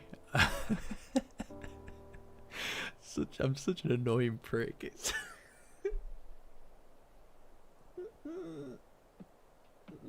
We're doing a chapter. Here. It's so needless, so nasty, Oh yeah, Mothman's ass could cover that. Could fill the hole. Could fill the gap. It was big enough to fill the hole in our hearts. Anyway. The ketos start... £2 for that. That's crazy. £2 for an angry face is wild. So many characters just paid for and wasted. So it's just so that you can concentrate every penny into those 3 characters. I respect it. I'm here for it. Sorry. That is very funny. It's so needless. Anyway, that guy, he covers the other guy's mouth. Move on from that. That is really funny. It's completely lost track. Anyway, the ketos start asking for their mum. Mum, there's a hole in the plane. Help me. And she tells them that they should look after themselves for once. Quite right as well. And yeah, it's especially bad for Momo because she's tiny. And Gigi is fully... Mom, help! There's a hole in the plane. But Gigi is fixated on Momo again, right? We are doubling down on the Gigi has a crush, is in love thing. By the way, guys, maybe go watch that video about Gigi that I posted ages ago, back in January, Maybe go watch that. Perfect time for it because of everything happening right now, guys. It's also hard to... It's easy to get a little bit invested or annoyed at Gigi, so maybe go watch that. I don't know, whatever. Make sure that you have your ad block off, though. Like and subscribe. Anyway, Vamola gets big. Well, Momo tells Vamola to get big to plug the hole, but she can't hear Momo because she's disappearing. So Gigi yells at her to do it, and she does. And she plugs the hole with her suit's big butt. And it's...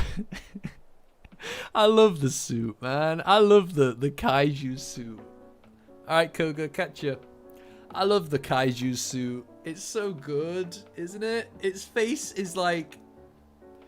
it's just not there. It's just perfect for Vamola. It's just completely just not there at any moment. It just acts, and I love it. Anyway, it's enough to protect them. Very strange use of terminology here. I almost bought the farm is crazy. That's wild that that's the localization they went with. That is wild that that's the localization they went with. I almost bought the farm. I've never heard that expression in my life. And never. So that's crazy to me. Anyway, big shark shows up next to Momo. So they're like bullets. And she hits out with a what intonation as well. What is happening? Who did they get to localize this chapter? Who did they get to localize this chapter? What intonation? Glop, glop, glop. Yeah, why is it glop, glop, glop? The hell? This is so strange. Yeah, apparently so. It's so strange. What intonations with these damn sharks? But yeah, apparently they got whipped up in a typhoon. And they're super frozen. So now they just kind of take some time to try to figure out what the hell is going on, quite rightly so. And that they the fight kind of stops. The fight kind of stops. Everybody stops fighting, which is hilarious. Everybody just stops fighting for a minute. It's like, oh, guys. This is getting a bit much. I think we should all just sit the hell down. I think we should all just sit the hell down and have a quick think about what's going on here, because I'm getting stressed out. All right, guys. So like, time out for now. And they have the little timeout, and also Psycho's hair is becoming undone.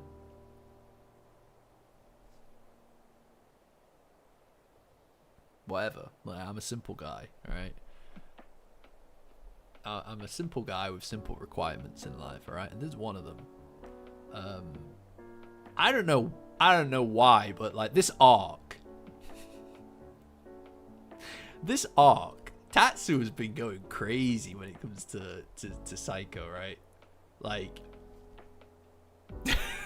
I get that, like, she always had like a really, like, she always had a vibe, right? Like, she always had a vibe. But it was always kind of like, wearing like just at home stuff. Not a lot of it, right? But like at home stuff, right? But there's something about the way that she kind of just looks business right now, right? That is really just working really, really well. I don't know what that says about me, guys, but you know, again, I'm a simple guy.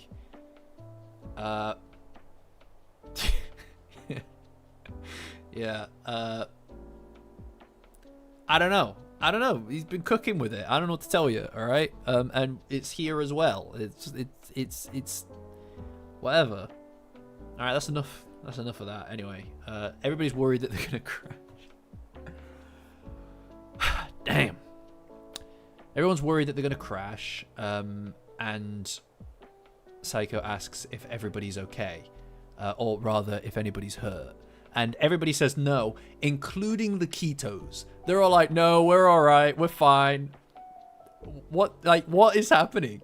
Everybody literally just stopped for a minute. Everybody just stopped fighting. It's just like, nah, this is too much. This is too much, guys.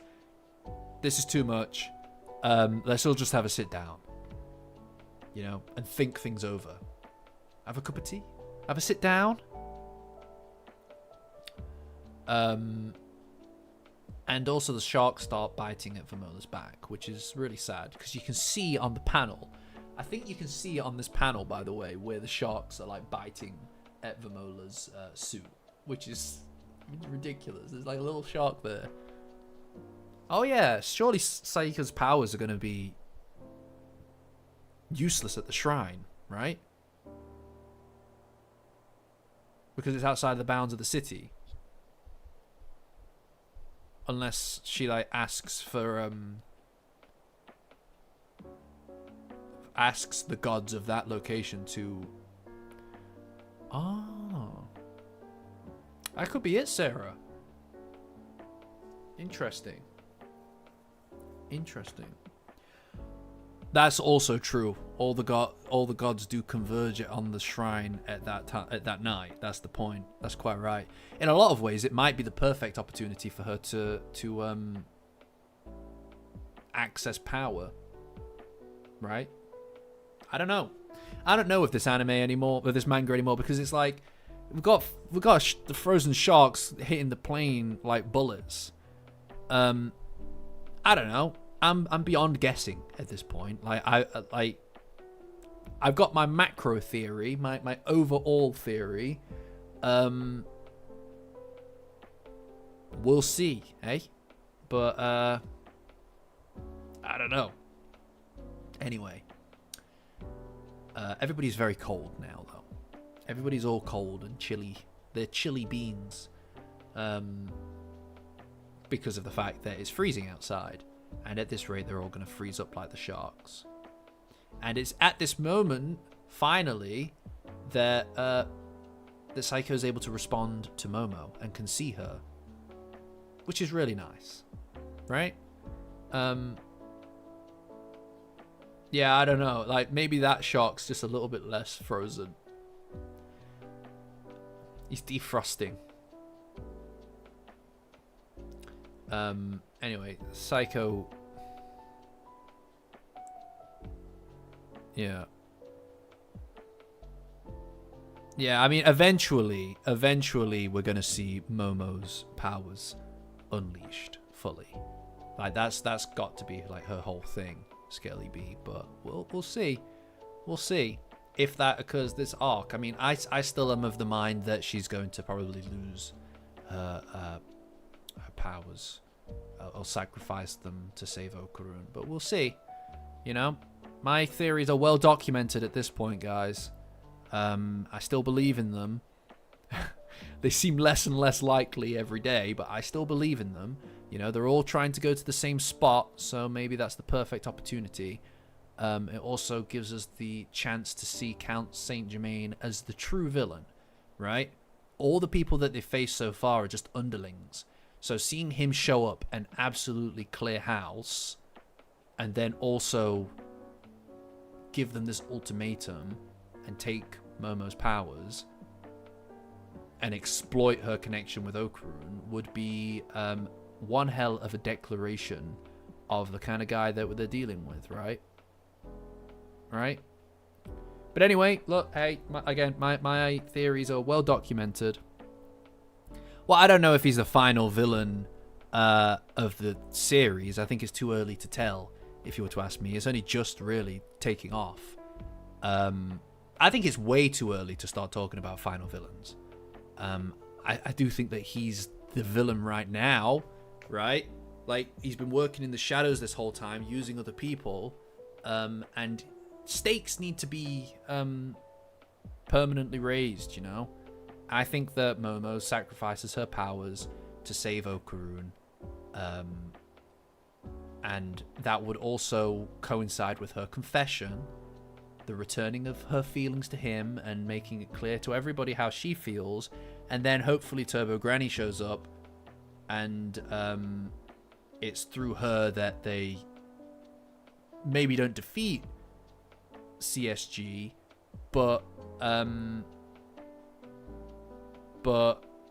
ward him off, I guess, like fight him off. And then we'll learn, like, CSG has to show up, and so does Turbo Granny. Like, they both do, because we need to know about their history together.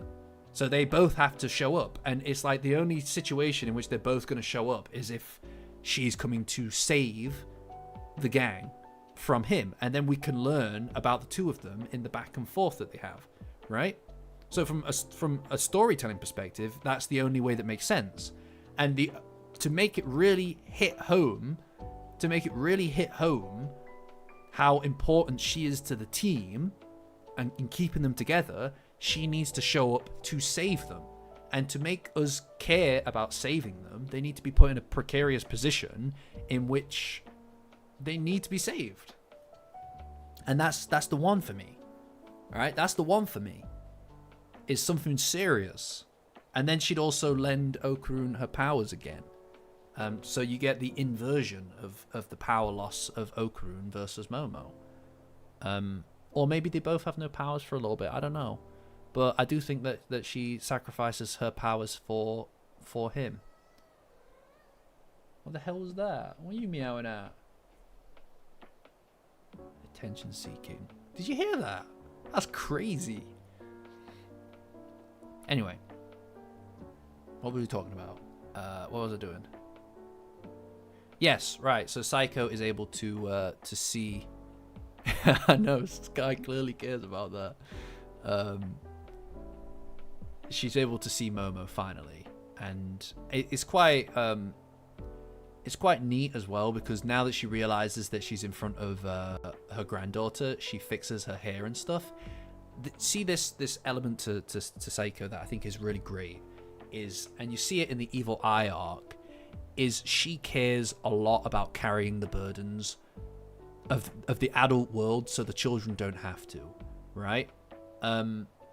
Looking invincible, looking strong, and looking collected and in control are really important, and this feeds into her demeanor, right? All right, KP, catch ya. All right, Koga, see ya. But seeing her attitude of kind of like nonchalant demeanor, it's all part and parcel to this idea that she just wants to look invincible to the children, especially because it helps them feel like she's in control. When you grow up and you look at your parents or whatever, you think, oh well, they've got it under wraps. I don't need to worry about things like rent, right?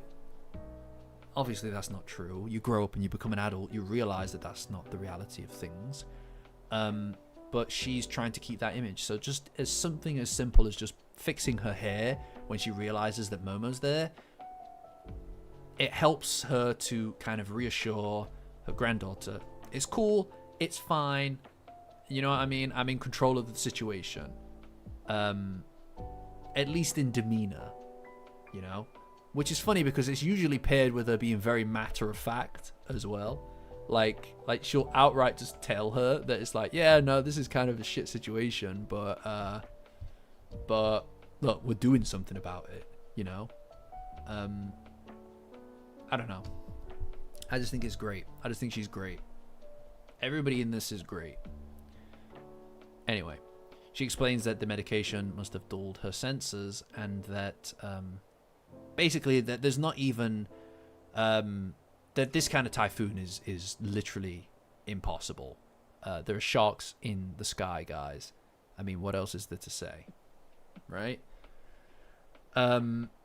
Momo toys around with the idea that the god of the shrine is refusing them, or the fact that they're riddled in curses might be enough to turn them away from the will of the gods, right? But Psycho disregards that, saying that the god of Izumo would accept anybody at all, and that this god specifically would never refuse people in this kind of fashion, right? So yeah, I mean, this is where we start to realize that the typhoon outside is not the fairy tale card like we all predicted. I thought it was, but it isn't. Because of the human elements, Momo predicts that it's a typhoon human. I don't. This is the thing, by the way, when he's talking about all this cryptid stuff, like when Okarun's talking about all this cryptid stuff, she listens, man. She takes it on board. She doesn't just listen and ignore it. She actually does really care about it and care about the things that he cares about. And they've not been together for so long, and I hate that. It's awful. When will it end? And finally, guys, finally, they share a panel together. They share a panel together. You know, she thinks about him. This is what we wanted. It's what we wanted. And it got buried by that goddamn trailer. Okay, by that trailer. But this is something that we've been waiting for weeks. Months. Alright, little bits of it. Like little scraps. Okay? Tiny little bits. But it's enough for me. It's enough. Yeah, I'll take it. I'll take it. Whatever, man. Like, whatever. I'm not above it. Throw it on the floor, man. I don't care. I'll pick it up. I'll scrape it off the ground. Yeah. Yeah, exactly. She's actually interested. Yeah, he does give us a teeny bit of it before it. Yeah, I know. Hey, look, guys. It's gonna happen, all right? Okay? It's gonna happen soon. It'll be great. It'll be better than ever. Okay? Like a dog begging at the dinner table. That is exactly what it is. No, that's the Skelly beat. That is what I'm talking about. That is exactly the perfect simile. Right? That is ideal. Honestly. But yeah, so she thinks about him and can perfectly recall not just what he not just recall what he said, but also recall the fact that he recalled all of this information from a cryptologist professor. And also she's wearing her school uniform, so this was before she was tiny. So this is before that she was tiny. And it's been so long that it feels weird now to look at her in her uniform. It feels weird to look at her in a uniform because all I can see is her in that goddamn little sailor outfit thing that she got from Ida. Right? Yeah, we also know they go to they go shopping together. You know, I just miss seeing her with a little bow. I want things to go back to normal, guys. Can they just go back to normal, please? But anyway, so she's just recalling this conversation that she had with it. I know, I can't wait, guys. I can't talk. Like, I know that we're here to talk about Dandadan, and I know that most of that for us is inside of the Momokurun discussion. I can't even. It hurts too much to think about now. I just want. I know that it's gonna feel great when it comes back, right? When we get there, it's gonna feel good, guys. Right? It's gonna be perfect. But until then, I just feel pain. I just want it. I just want it fixed. All year we've been dealing with this.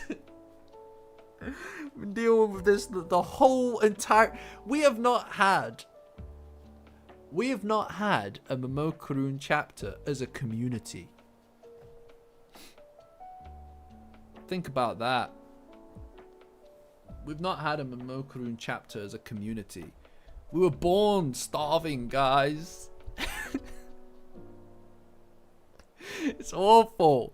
We've not shared one of those moments, guys, on the Discord. By the way, guys, Patreon link in the description. Join as a free member. That's all you need to be, a free member, and you can get access to the Discord. Best place on the internet for Dandadan. And when we do get Momokurun moments, it's going to be crazy over there.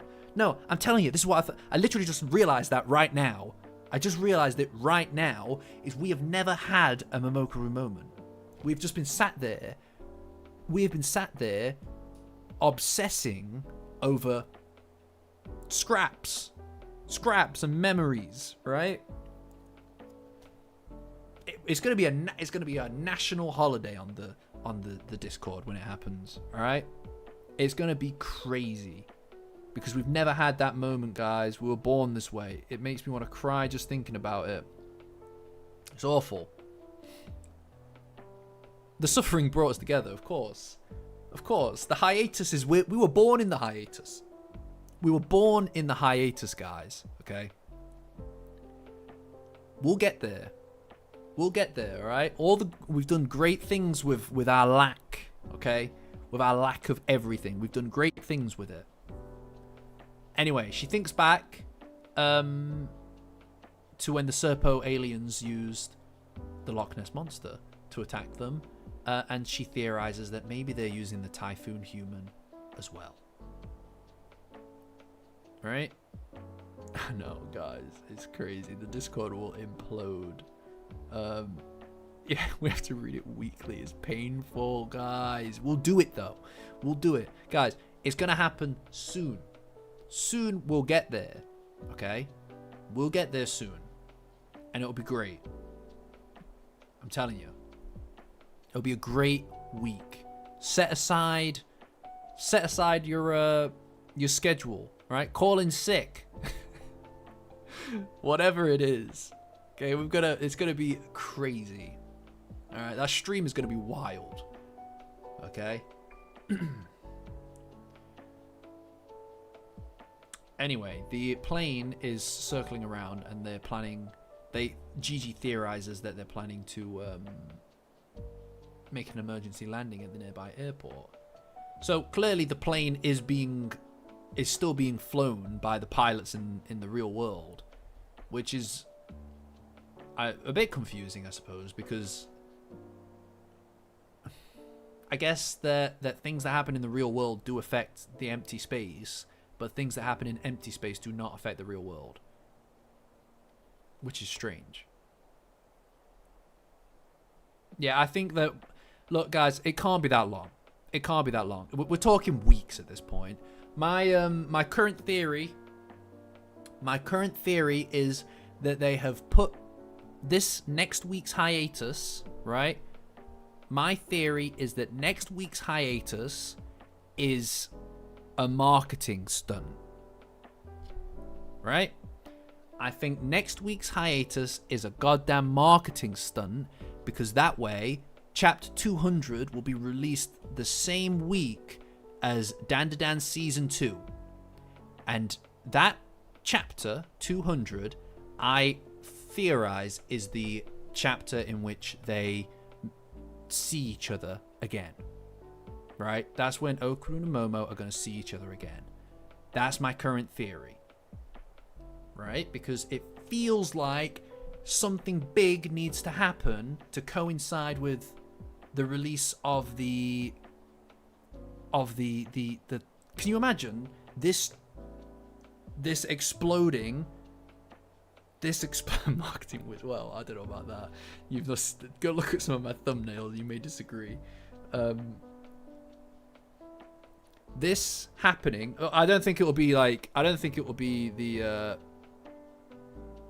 the kiss. Yeah, something big. Something really big. I think that they'll just see each other again. Like right at the end. Or something like that. Something big has to happen in Chapter 200. Not just because it's Chapter 200, but because why else would they put it back a week? 1 week hiatus is like, why? Like, just to catch up? Doesn't sound right. Right? Like, doesn't sound right. 1 week. I don't think so. Hi, Gumiho. Is that how I pronounce it? Gum? I don't know what's best for you. Oh, thanks, Danny. I appreciate that. Well, maybe Momo gets big again. Yeah, something big. Something big happens in Chapter 200, and that is why it coincides with the anime's Gumio. Alright, I'll try to remember that. I will remember that. And that's when the anime is going to release. So it's all going to explode on the same week, and we'll get a massive explosion of popularity for the show, which is, I mean, come on.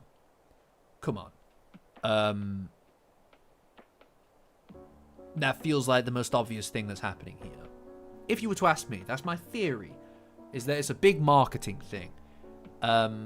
So I think we're going to get something really good in just a small amount of time. All right, Gumi. I'll do it, Gumi. That's what's up here. That's what I'm going to remember. But yeah, I don't know. I wasn't on board when season 1 dropped. But look, hey. Yeah, I mean, something's gonna happen, right? That's my point. But I think that the hiatus is a marketing thing, to lend, because like, look, they're obviously in cahoots. That's why the trailer dropped today, at the same time as the chapter, more or less. Anyway, they're in empty space, and the plane is gonna land, and Saiko says that they can't lose this opportunity, because this is the day that it needs to happen. If they don't do it now, then it's not gonna happen. Then there is no fixing Momo. It needs to be done today, and they're gonna have to do something to stop the plane from turning back around. And the only way to do that is to defeat the typhoon, to defeat the Sharknado.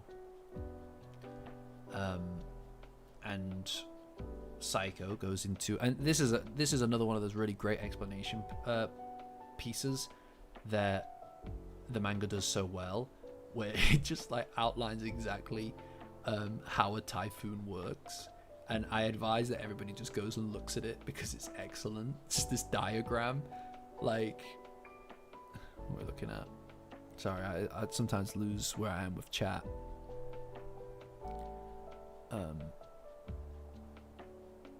Yeah. Don't even think about cheating on me. Damn, is that really that? Holy crap. By the way, that feels like a million years ago. But it also feels like it's barely moved since then. Well, maybe they didn't have as much of a... I imagine that they didn't necessarily have as much of a strategy or money for a strategy in place, because the anime was new and there was no guarantee that it was going to be such a hit, right? Now they know that it's a hit, so they can afford to maybe, you know, coordinate a little bit better. Or even Tatsu can think about how to structure the story around some of the release schedule as well. But anyway, the idea is that typhoons are caused by warm ocean water and the water vapor that it generates.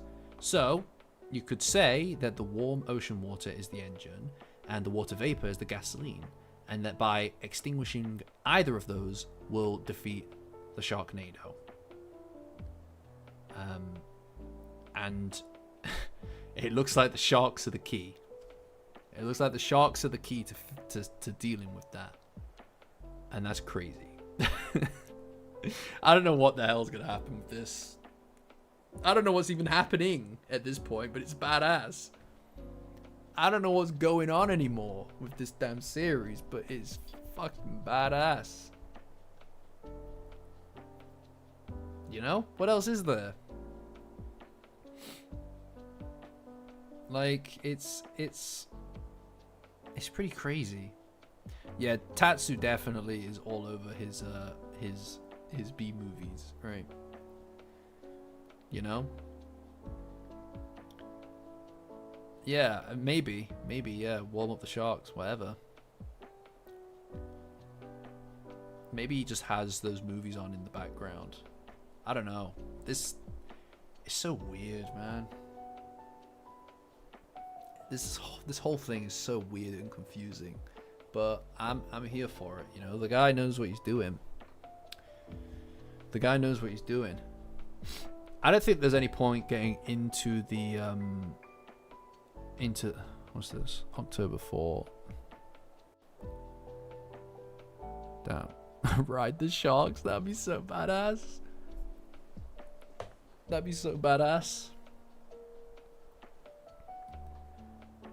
Yeah, I don't know. I mean, like I said, it feels like it's been forever. It feels like it's been forever since that point in the manga. But since that date anyway. But simultaneously, it feels like we've moved nowhere since then, right? It feels like we've barely moved. It's going to be crazy I imagine that the Ketos, and the gang are going to have to work together here. Which means that the evil eye would need to work with the people that killed him.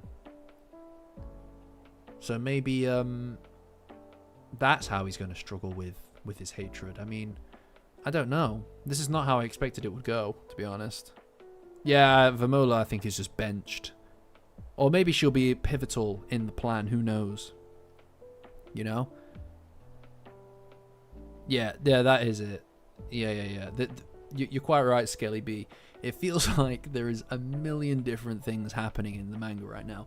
Normally there is like, and this is why this arc is a little bit more of a plot relevant arc.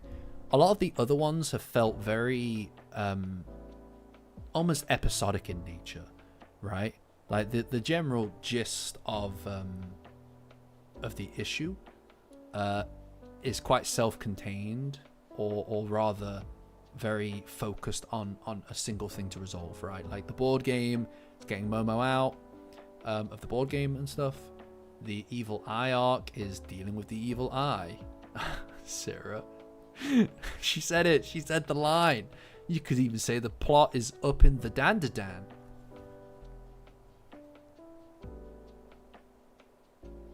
But the Cursed House arc, there's a thing like that needs to be fixed. Is like the actual plot is not complex at all. The plot is actually quite straightforward. It's the complexity of the characters and the relationships between them that drives the story. Whereas here, there's a lot of complexity of characters and a lot of complexity of plot, all being balanced at the same time.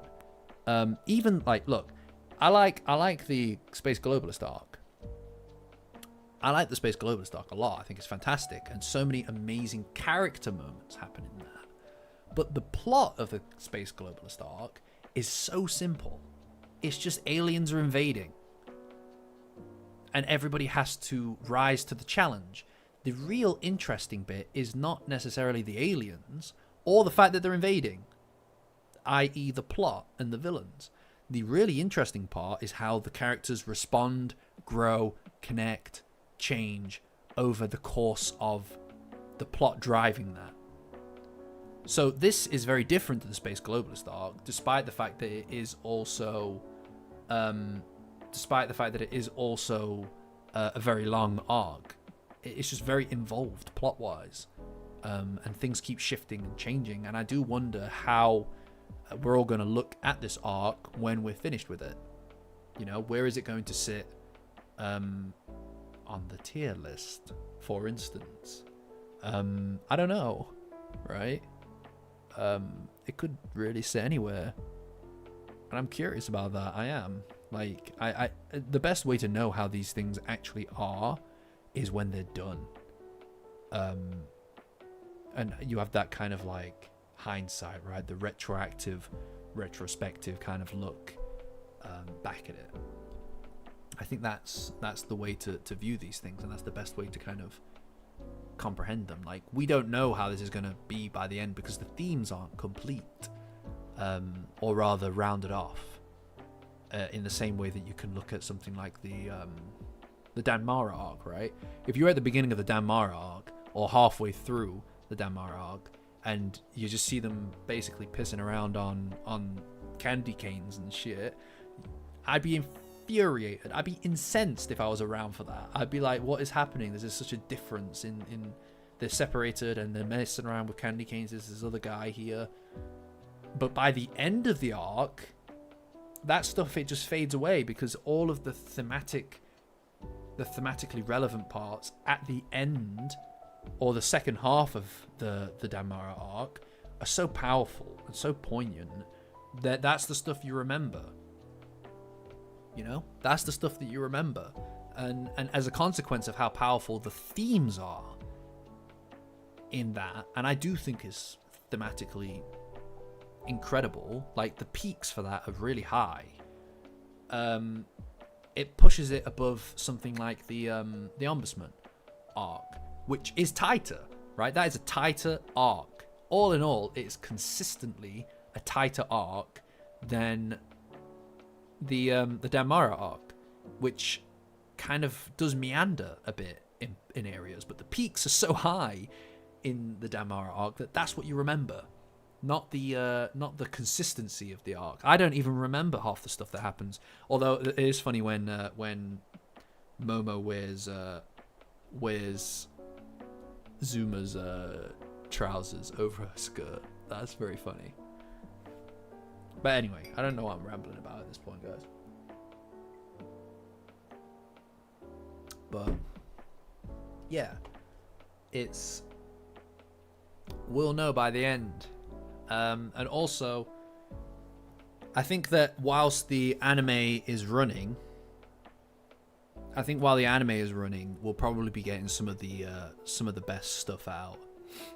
I think we'll be getting some of the best stuff, just because I think that every week they just want to keep pushing and pushing, because the anime and the manga are going to complement each other's popularity so much that it's going to be really important for each week to kind of have a bit more push. Like, if you imagine that you're in the conversations for the if you imagine that you're in the conversations that must happen behind closed doors about the release of the anime, you know that they'd be talking about the ways that they can create a kind of almost cross popularity between the two of them, right? Like, it has to be something that they talk about, right?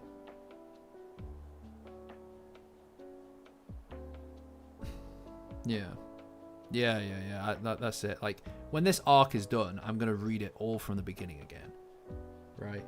Like, I remember when I first started doing streams and stuff, the first four the first four streams during the hiatus were all based on the Kazuka Knives arc. It was just catching up to it. So the fact that we're still in that right now is crazy, isn't it? Like, I think that is absolutely just wild. It feels like a million years ago. It feels like a million years ago.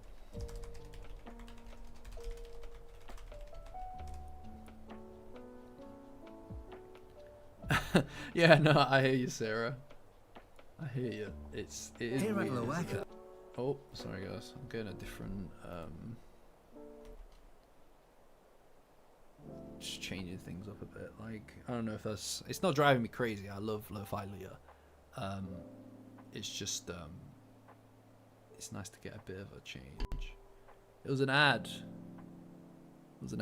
guys, you know.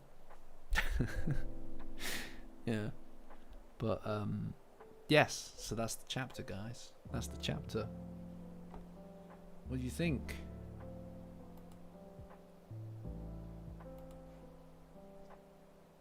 What do you guys think? I mean, like, I'm kind of like, there have been a lot of fights recently. There have been a lot of fights in it recently, I feel.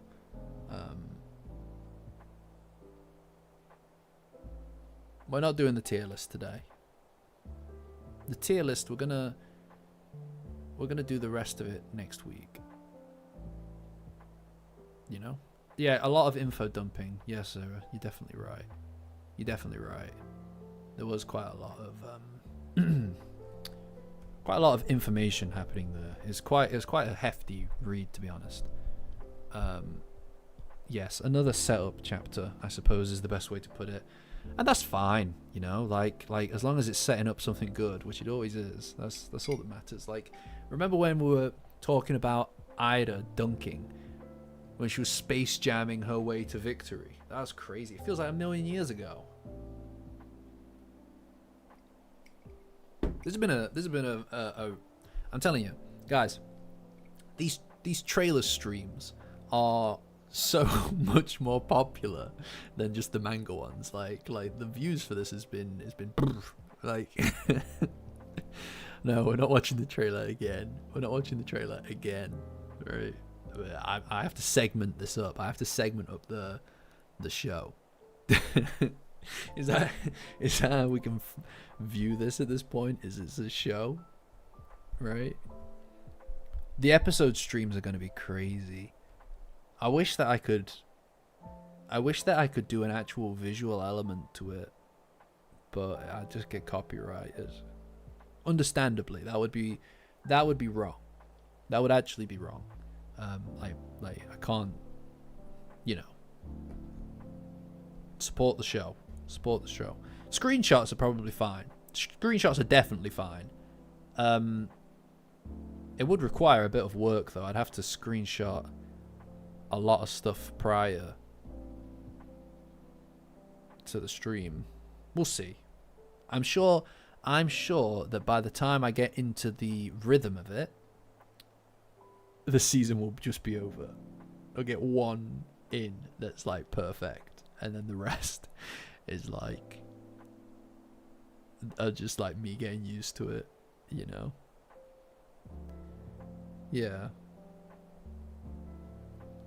Yeah, no, I like the I do like when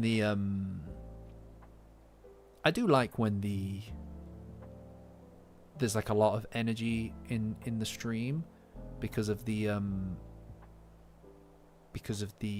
reaction. Yeah, you can do it like the reaction YouTubers if you want to, but I think that stuff is just garbage. I think that stuff is just garbage, and I don't like it. Also, it's just like different ways to steal. I'm quite lenient, generally speaking, on my view of copyright. I think that it should be done to protect people's ability to monetize their work, and if you get in the way of that or offer an alternative to circumvent payment, unless you've got a very good reason for it, i.e. preservation, because of corporate greed, then you have no business hosting the content.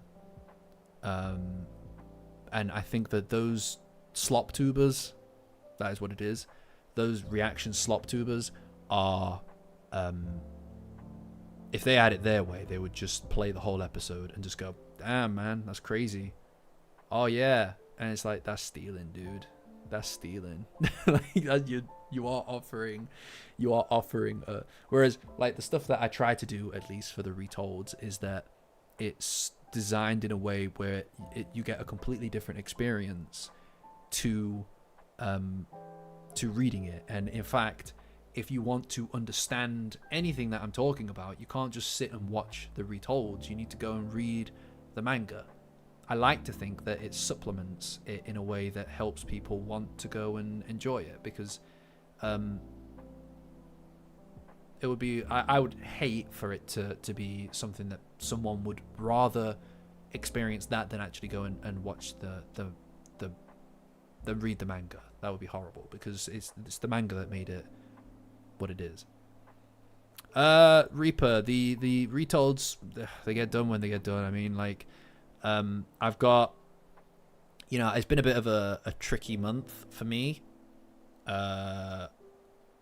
So I'm going to be honest, I'm probably just going to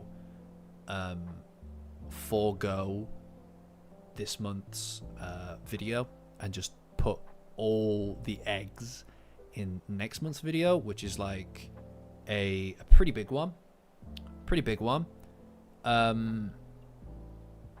And it's going to be, I like to think that it's going to be really good. I think I'm not going to reveal what it is, because I think that it's going to be quite exciting for people. So I'm not going to reveal it, but I'm just going to move on to that project instead. I have something else that I'm also working on that will come straight afterward. So it will go next video, which should hopefully align with ideally the week before or the week of the season 2. Yeah, that's all right, Reaper. No worries. I didn't like presume that you were rushing me. I was just answering the question. Don't worry. So that will be like the week before or the week of season 2. Then it will go to a different type of video, which is a kind of more thematic or character analysis. I've got an idea of what I want that to be, but I shan't be revealing that just yet. And then after that, the month after that, I'll probably do the Space Globalist arc retold. Part 1. Makes more sense to just do these in 2 parts. I don't care about the algorithm. It means that we can get the content out there and people to enjoy it, right? Because it's a long one, you know? Because it's easily going to be more than 3 hours long if it was all one video. And I don't see why I shouldn't just break that into 2. Thanks, Skelly B. Yeah, I'm glad that I'm glad. Look, guys, you're all awesome for the fact that you're all so. Look, there are a lot of YouTube channels that have audiences that just want to just consume content ad nauseum, and you see all the time that people get weird expectations about it, and I put a lot of that on myself at the beginning, not because necessarily because of the audience, but because I wanted to ride the wave of the success of the first Dandadan video, and I didn't have an actual touch point with the community outside of people asking when the next video is or whatever. So it was quite an unhealthy relationship with it. Like I would check YouTube Studio like literally every 15 minutes for weeks. It was crazy. Like I'd wake up in the middle of the night and go and check my analytics on my phone. Definitely not healthy. But it's a testament to the fact that you put certain expectations on yourself, right? I'm glad that you're excited, Skelly. I want people to be excited. I just want also to make sure the stuff gets out of the right quality, and that even goes down to the thumbnail, right? Like that's the way that it's packaged, but that's a me thing, I suppose. And I'm glad that people enjoy the streams. It takes some of the edge off of the creation process, just because it means that I can kind of, like I said, at that point in time, I didn't have any kind of real touch point with the community. It was just people asking for more. And I don't think that they meant it in a way where it was like they were demanding more. Nobody demanded more. A few people did, but not many. It was always people just asking. But when you're in that mind frame, that state of mind, you think that is tantamount to somebody expecting more. Or it is in some way linked with people not wanting to stick around for more. Right, Sarah demands more. I just I don't know. I just now I feel like, because there's a community element to it because of the Discord. Join the Discord, free Patreon link. Join as a free member on my Patreon, and you can get access to the Discord. Best place on the internet for Dandadan, guys. Even though I'm pretty sure all of us are from there. Thanks, Gumi. Thank you. I'm glad that the Gib. No, I'm glad that you find that it's relaxing, because well, that's a different discussion, I suppose. I'll finish my thought first. My general thought on it is just that now that I've got an actual touch point with the community, I can understand now that the pressure to create more was something I created for me and not other people. Other people didn't create it for me. I made that for me. So other things can happen in life, and doing anything but what this is, whatever it is that I'm doing currently, is unsustainable. You mean this one? You talking about this one? I know which one you're talking about.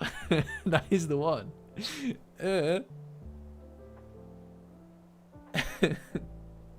Yeah. No, yeah, but anyway. But yes, back to your point, Gumi. I appreciate that. I appreciate your that comment, because it's like something that I've become very familiar with, And believe it or not, I wasn't always as talkative a fellow as I am currently. But I suppose, yeah. So I suppose that, like, thanks, Hoops. I appreciate you too. I appreciate you too. Thank you. That is very nice of you to say. I don't know. Like, you get older, and maybe not for everybody. I used to be a huge introvert, man. I used to be a huge introvert. I am still an introvert. All right, Jamer, no worries, dude. Catch you. I still am a huge introvert in the sense that I don't necessarily draw all of my energy or much of my energy from other people. I draw it from I need to have a degree of on my own time in order to properly recharge. That's my comfort zone. In school, it just so happened that also kind of coincided with a lot of social awkwardness. So, you know, when I went to uni and stuff, I became a lot more comfortable with myself. But becoming comfortable on... I won't leave my house if I can help it. Exactly. And I work from home, so I barely need to. This room, this room, you don't know how often I see these walls. It's constant. No, but I getting on camera and well, first off, the videos and stuff, getting comfortable with your own voice is a hard thing to do, right? Like, it takes a lot of time to do that. So when people, you know, say kind comments, and I have seen quite a few comments and stuff on the videos where people will make a comment about how much they enjoy the narration, and while obviously the analysis is primary, the way that something, and this is the thing, right? Like, the majority of my of analysis content on the internet for anime is typically thanks, Shadow, I appreciate that. A lot of the anime analysis or whatever is just people literally speaking about what happens panel for panel in an anime manga, and that's kind of it, right? And they don't really put much. Again, it serves an audience. It serves a bigger audience than I serve, so I'm not trying to put it down. I'm just saying that it doesn't actually have as much what I consider to be artistic license as a full-blown analysis of a piece would do. And again, it serves an audience. I'm not trying to say that it's shit. Sorry, Godish, my dude. Yeah, no, that's it, Gumi, as well. Yeah, like, the walls are quite boring. I mean, I got one display from Blissey, and I got my hat. I got this light as well, so I'm trying my hardest. The light really helps. I feel like the light helps a lot. But yeah, yeah. I mean, again, I wouldn't necessarily want to say I necessarily have the barometer on what is or is not good. Taste is mostly subjective, but the fact that I can kind of create something where something like the delivery of it, like my voice or the writing is something. Yeah, 3 whole things. I'll get a shelf one day. You wait. I'll get a shelf one day. I've got the John Clamask. Yeah. I do have a PO box. Yeah, it's in the Discord. Join the Discord. Free Patreon. Join my free Patreon tier. It's in the description, and you can join the Discord, guys. It's the best place on the internet for Dandadan. Better than Twitter. We're making our own Reddit there now. The Discredit. I need shelves. No, you're right. Rent. Yeah, I know. I know. All my Dandadan stuff is over here. Like, let me show you.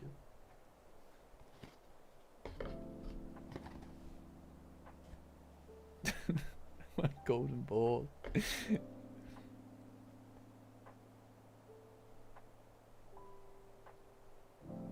What do you think? What do you think? Oh, sorry, Sky.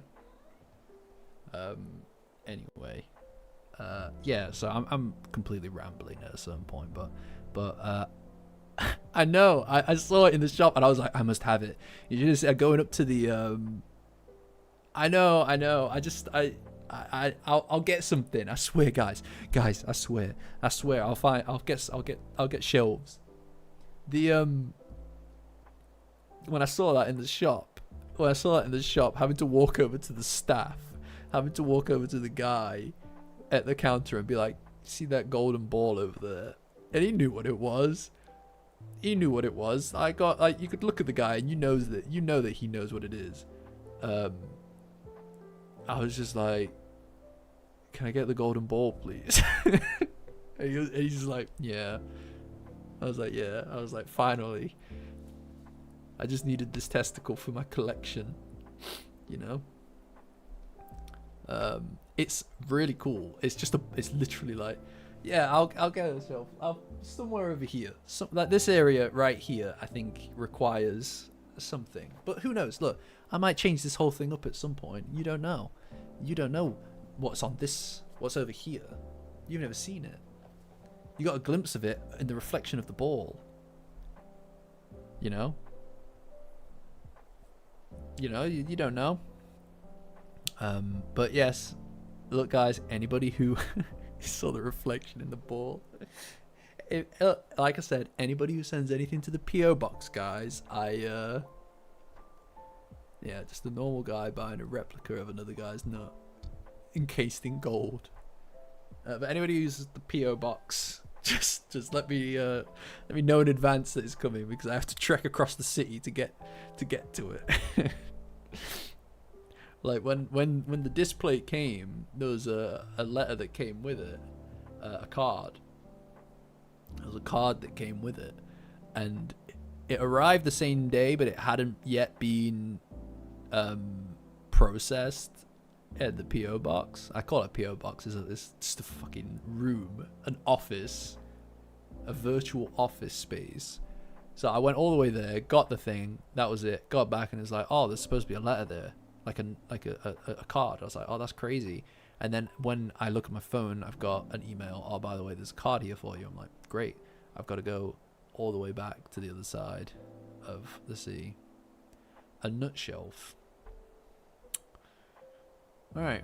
Well, I guess that's interesting. You're gonna need to elaborate, though. You're gonna need to elaborate. Oh no. Oh dear.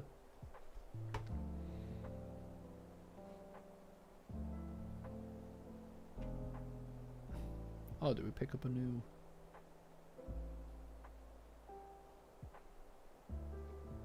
Oh, sick. Got a new member there. It's nice that we pick up a new member pretty much every single time that we do a stream. Guys, it's pretty cool. That's how we're going to get to 100, guys. Yeah. We got a new member, Kevin. Hi, Kevin.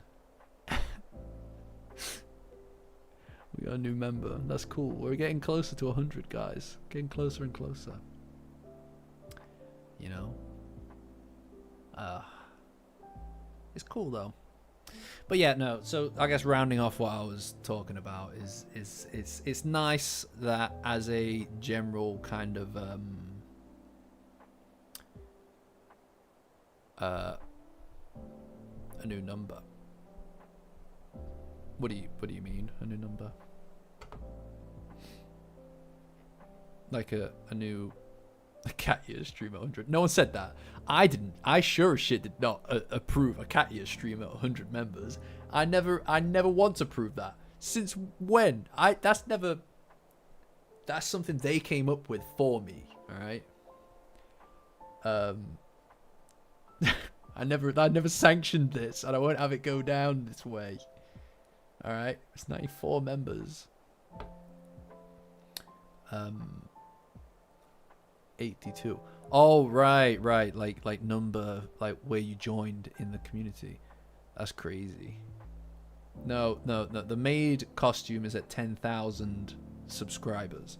If you guys can find a way to get me to 10,000 subscribers, then we'll do it.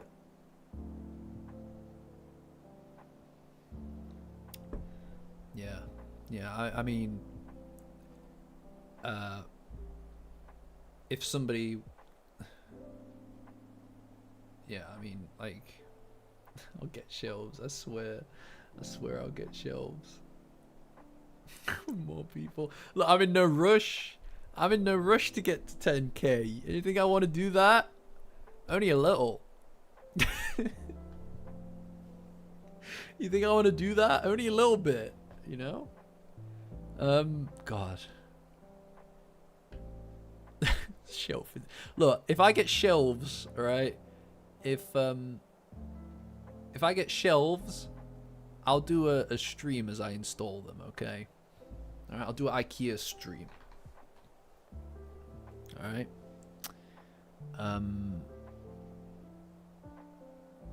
Yeah. But, right, we're just talking about shelves now.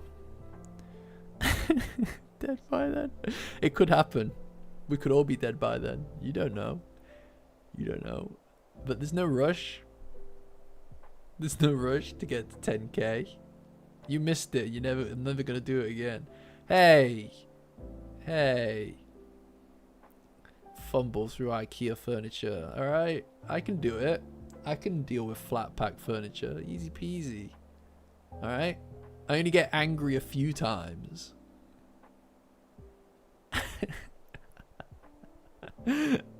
Never read the instructions. I've done it before.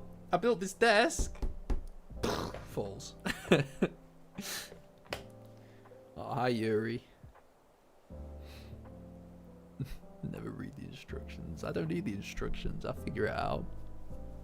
I'll figure it out. If they figured out how to make it, I can figure out how to put it back together, right?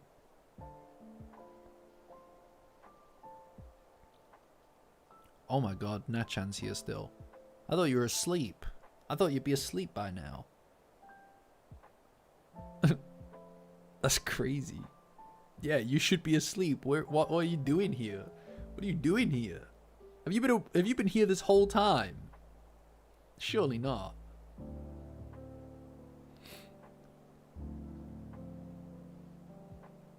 Yeah, I mean it's midnight here, to be fair. It's 1 AM there for them, isn't it? Oh, that's good.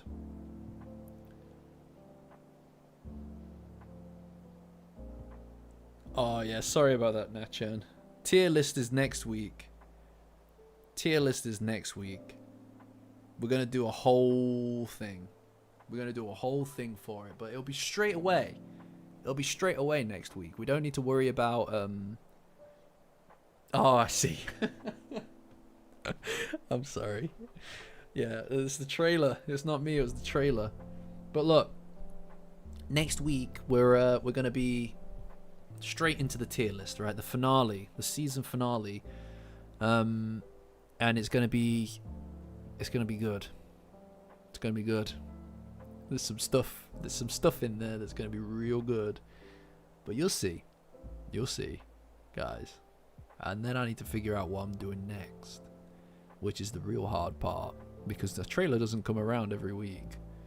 I'm gonna need to have a think. Another. I'll need to have a think about what can replace it. You know, I'm actually not pouring out of not exactly, you know, got ideas like wild. Yeah, well, yeah, but that won't do a whole that won't do. I need content that can last for editing your own trailers. I need that's crazy, by the way. All right, catch you, Yuri. Thanks for the dab. I need to figure out something that can last for weeks and weeks and weeks. All right, and then I'll know. Okay, but hey, you know, we'll figure it out. I'm quite excited to get to the end of the tier list, though. It's the end of an era. You know, So that's like what, the second tier list that we've done. You know, the first tier list was crazy. Oh wow, that's gonna be a day. By the way, Sarah. Oh my god, finish work and then go straight to the film. That's wild.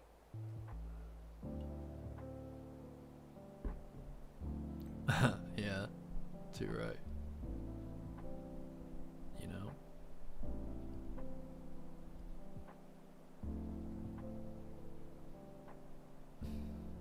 Yeah, it does sound cool, doesn't it? I'm really looking forward to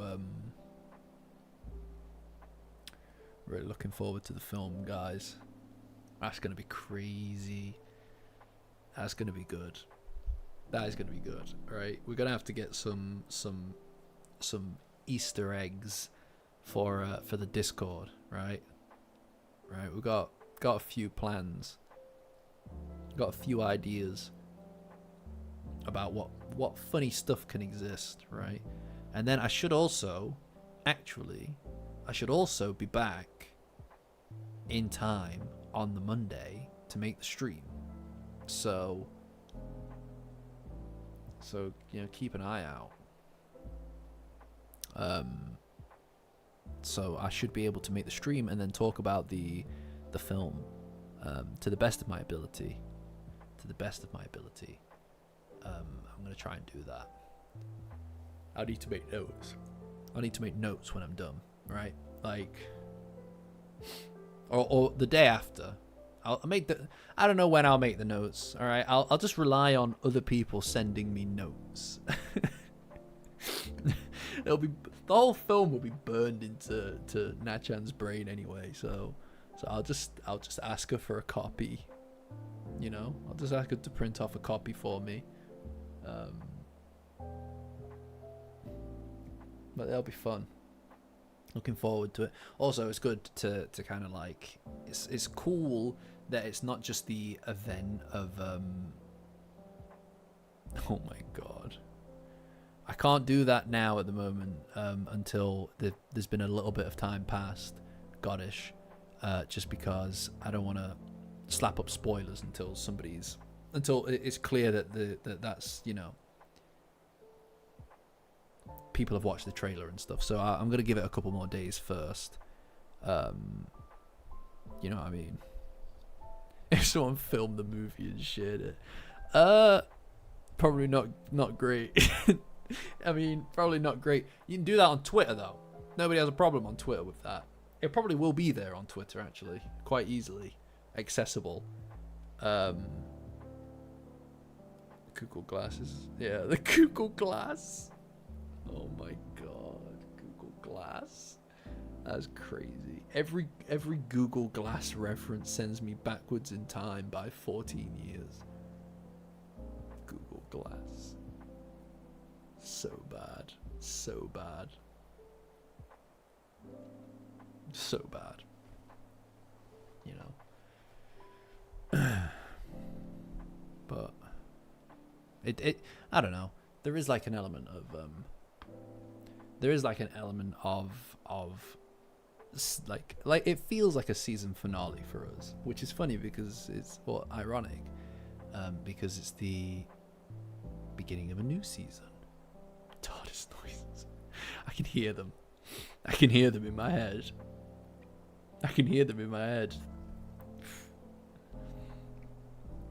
But it does have a certain kind of season finale feel to it, doesn't it? Like the release of the film, because it feels like we're always waiting, man. Like, feels like we're always waiting in this community. So we're about to get something. Like, rather than just the trailers for the something, we're about to get it. And that's exciting, I think. I hope, right? Oh man, I'm so excited for the new season. We're all gonna be like crazy. We're all gonna be absolutely just like addicted to it. It's gonna be absolutely wild. Like every episode, every Thursday is gonna be crazy in in the Discord. It's probably going to overtake the Mondays in popularity. You know, like it's going to be. Hi, Eric. It's going to be 2 streams a week. That's true. That's a very good point. 2 streams a week. Goddamn. You know, it's my Persona time. Yeah, I know. I'm gonna get some Persona in this week. All right. Before Danny has a go at me. All right. I'm gonna get some Persona in this week. All right. The server's birthday. Into your personal time. I mean, it's not wrong. But I mean, most of my personal time is also spent in a semi in the Discord, right? I mean, the birthday of the server is gonna be a long time, yeah, February, right? Like, yeah, it's gonna be a minute, so we'll find out. Probably. I mean, we'll have to do something. Yeah, I don't know what that is yet. I mean, think about how many in-jokes we still haven't made yet. You know? I think we just need to make it to a year. We need to make it to a year, guys. I think we can do that if we really work at it. You know, because I don't know the exact lifespan of something like this, right? You know, it's funny because it's kind of we'll be ordering Burger King. That'd be hilarious. Can you imagine us Burger King folk? Oh, hell no. I don't know. Like, you just don't know, I suppose, the timeline of these things, do you? Right? Like, you know, like, I think one of the, that section of the Okarun video that I did, that last section of the Okarun video that I did is probably, it might be, my favorite thing that I've done. And there's a line in there about, like, nothing can last forever, right? And I don't know why, but that always resonates with me a lot. And, you know, in a lot of ways it is true, right? Like, I don't necessarily know the lifespan of something like this. I've not been in a community like this before.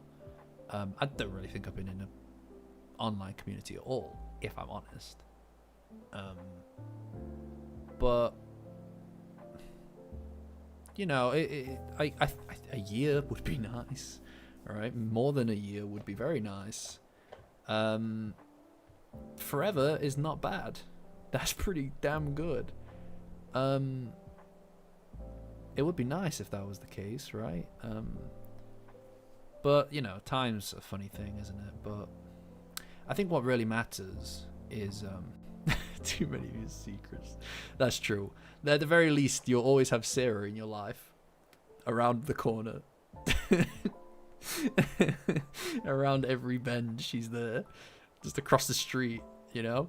She'll be like, hey, who is that? And then a bus will pass and she'll be gone. But, yeah. I mean, I think what's really important is that you kind of like, I don't know, grow, I guess, from it. You know, like a lot of us were reluctant. Happy to hear it, Shadow Dude. A lot of us were reluctant to join the Discord at first, and I hope that everybody walks away, whether that's now or never, or 5 years, 2 years, whatever.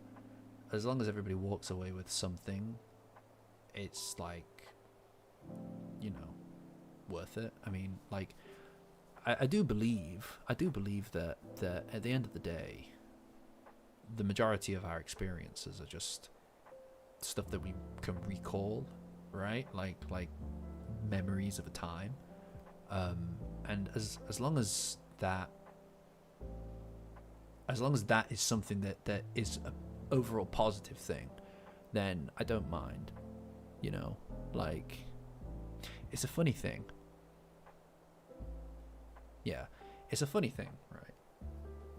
So in the when talking about the Acro Silky thing in the yokai video, there's a bit in there where I'm discussing or talk about the way that things end, and the way that you look back on them, coloring the memory of the experience. And it can be very easy to remember something so negatively that you forget any positivity, right? And this is nothing in relation to the Discord. This is just something that's been kicking about in my brain recently. I recently had the opportunity to, it didn't happen to me, but I got the opportunity of mediating a pretty kind of like, I don't know how to even describe it, like a pretty sad situation, right? It was like a very nasty breakup kind of situation, right? So I got the a front row seat to that, but also the ability to somewhat mediate to it. And I can't. Number one, right? There is something, and this is just, it's been kicking about in my head for a while, right? There is something so sad about watching two people like that, just like, it's not even just the negativity, right? It's not even just the negativity of it. It's it's seeing the way that people respond to situations without and obviously feeling very, very passionately kind of like towards a situation or a person, and the way that some people fall into the strangest kind of like non-beneficial behaviors, right? So you can get angry, or you can start to be really cruel, and say quite horrible things, when in reality what you should really be doing, and I know it's easier said than done being an outsider looking in, but what you should really be doing is acknowledging that, yeah, this is kind of done, and then also kind of taking the necessary steps to keep the memory as clear and unspoiled as possible, if that makes sense, and not being cruel and not getting angry just because it's like it's done. Again, it's easy to say that as somebody on the outside looking in, but I don't know, I just think it's really sad to see something like that. And more to the point of why I'm even talking about it, in relationship to the Discord or the community, I find that in that situation, I don't know how to describe it necessarily. Like, I feel that like in me personally, I think that I'm a little bit more I don't know, I hesitate to say like on any kind of journey necessarily, but like I feel more emotionally expressive, like capable more of more emotional expression in not just towards things that are directly pertinent to me. I just feel like I am more able, or maybe not able, more accepting of the way that other people feel, and more open to feeling those things, empathetically speaking, without being a complete smartass or thinking that I automatically know the answer to it, right? Which is something that I'm awful for. It's something I've always been awful for, actually, is kind of like feeling like am I'm trying not to completely like shit on myself, but like I'm probably being a bit harsher on myself than it's necessary, but always kind of like prioritizing my own understanding or perception of events and people over the general just feeling that other people have, which are valid even if I don't necessarily think that it's fair, if that makes sense. But I suppose that's neither here nor there. My point is that I feel more kind of like connected with watching other people feel generally. Authentic, yeah. I mean, whatever. Like, I just feel more open, you know? I've tried to be more open. And it was a really weird situation, actually, because it's kind of like, it's just like, you know, when you watch people cry, it's like you just want to cry yourself. It's fucking awful, you know. There's no one. Yeah, maybe. I think that's probably it. Hoops. I think there's also an element of kind of like you close parts of yourself off, especially as a male. You tend to kind of close elements of yourself off, or as well, in a slightly more, I suppose, personal kind of way, as someone who's like, for example, like if you don't fit in, for example, like whether that's racially or whatever, you tend to change your worldview to kind of like adapt to that, and sometimes you can try to excuse things that shouldn't be excused because you want to fit in or whatever. I don't know. Do you know what I mean? Yeah, empathy is exhausting. Empathy is exhausting. But it's important, you know, especially just now, because there's some fucking bad things happening in the world. It's like you need to, well, that's you know, starts to become something else, but do you know what I mean? Pretending to work. Your poor sister-in-law. I don't know. I again, it's hard to necessarily express it, but no, yeah, Orbis, you're completely right. Like, there is something about it that is, you feel slightly more complete, I guess, and a little bit more in tune with, you know what it is. Do you know what it is, right? You know what it is. I've always been fairly empathetic towards people, in the sense that I would feel the way that other people would feel, or I'd feel very connected with the way that other people feel. The problem is that with that comes a degree of, okay, now how do you respond to that? Do you allow yourself to feel the way that these people feel, now that you know that what they're going through, and you're capable of understanding what they're going through? The question is, are you also going to let yourself feel those emotions as well, or are you going to ignore them, or reject them, or throw them away, repress them, I suppose? I've always been in the latter camp, where it's like you feel that, but you can't let yourself feel for them, in the sense that you can feel it, you just would rather push that down and bottle it up. And I don't think that that's the right response, even if it makes you feel in the moment like you're a bit more in control of yourself, because it just closes you off from understanding the human experience from an angle that you maybe aren't viewing it from, which is whether that's suffering or whatever. And you, at the same time, when you suffer, you want other people to see it and recognize it, but maybe they have the exact same position on that, right?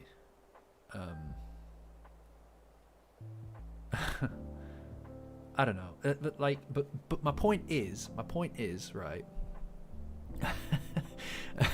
I'd like to say I'm glad that you feel the same way, but yeah, I'm sorry that happened, Hoops. Yeah, sometimes those things do build you a bit. You know, going through personal suffering and wanting other people to see it really helps you recognize, well, hopefully can help you recognize the fact that you may do the same thing. And also going through things personally in the Discord and getting an outpouring of positivity can help you realize that that's something you need to pass on as well. Like, look, you know, what I would say is that everybody has, there is someone, like, you are a somebody, that you are someone, but you don't necessarily know all the faces to that person, right? A lot of the time you project different elements of yourself to different people because you want them to view you a certain way, but you also project elements of yourself to yourself because you want to feel like you are a specific person, fit into a role or whatever.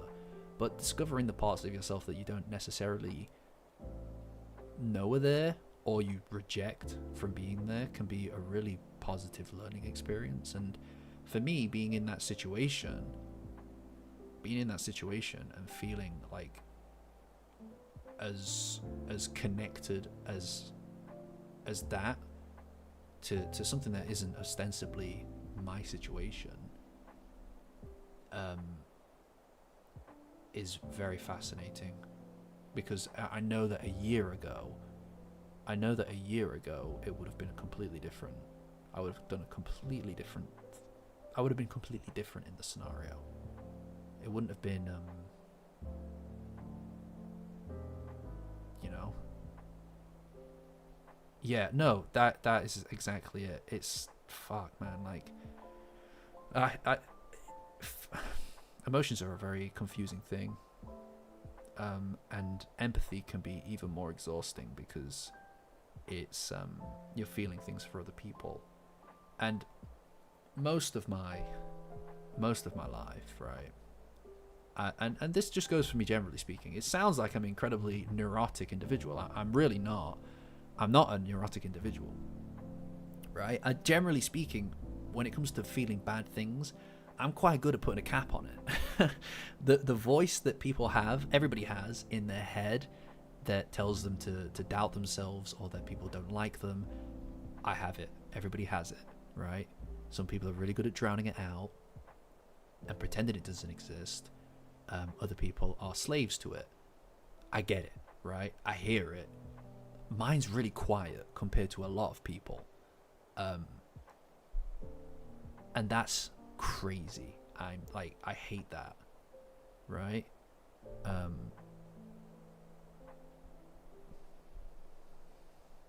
Yeah, I think we're at opposite ends, support, but it comes from the same place, right? Like it's just how you respond to those feelings, I think.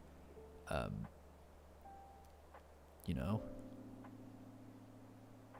yeah, I mean, whatever avenue, I mean, everybody has these things that they need to get out. It's just they're the avenue that you don't even realize they're in there until something tiny triggers it. Like you don't know what's going to trigger it, right? Like everybody's got shit. I've got shit. Everybody's got shit. And some people, again, have a lot of the shit that kicks off with me in my personal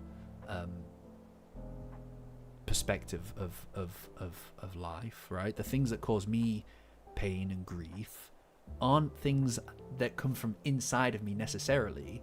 It's everything out there, right? That's not just the world in general, right? I mean, like a lot of like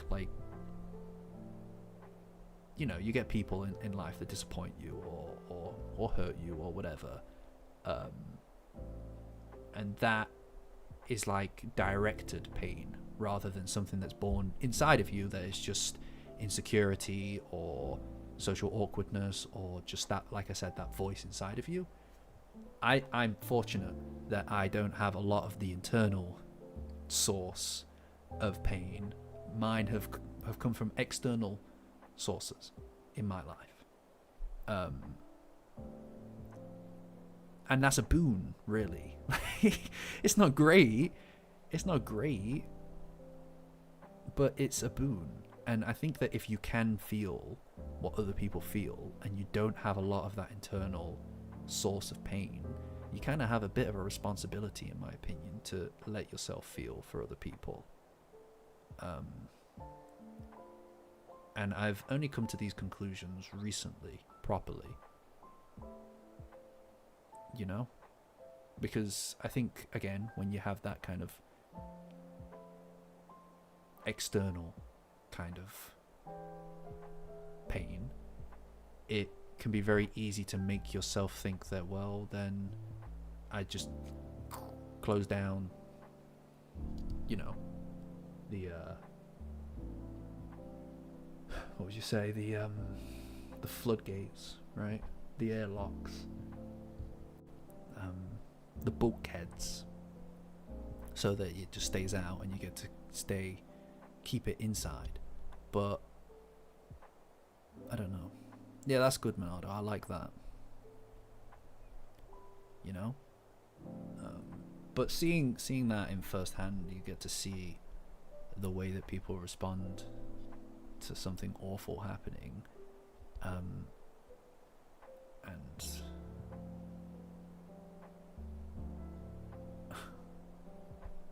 you know,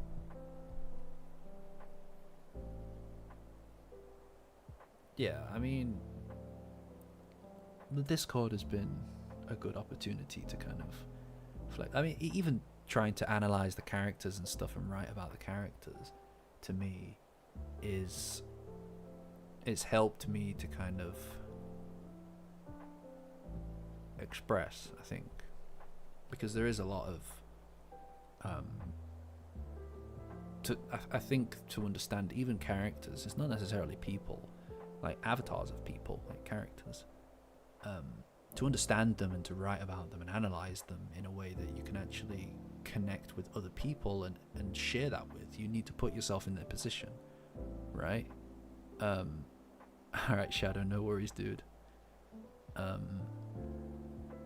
And whether that's like, you know, the Brella Boy thing or the Acro Silky thing, you've got to put yourself in a position of understanding the characters. And to do that, you need to empathize with them so that you can properly, adequately narrate their thoughts and journeys and pass that on to hopefully other people who could also connect with it as well. But it's been a good exercise for me in that regard. But you know, I suppose there's also an element of, I mean, you know, this is bizarre, right? I am at a certain point, guys, treating this like therapy. Like, I don't know what to say. Like there is a benefit. There is a benefit to being able to talk to yourself, but also not be talking to yourself. And I don't know if there's another.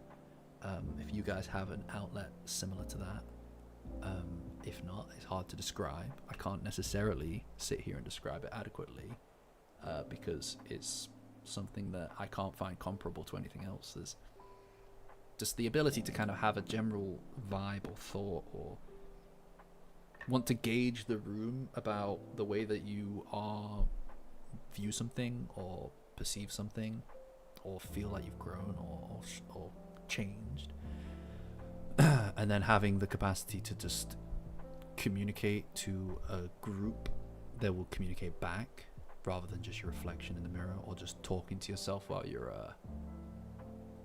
you know, making dinner or whatever, or remembering situations and repeating them in your head or something like that. You don't need this venue for me. circumvents the negativity, the negative aspects of that, because they're pretty insular exercises. And the feedback you get is all from you anyway.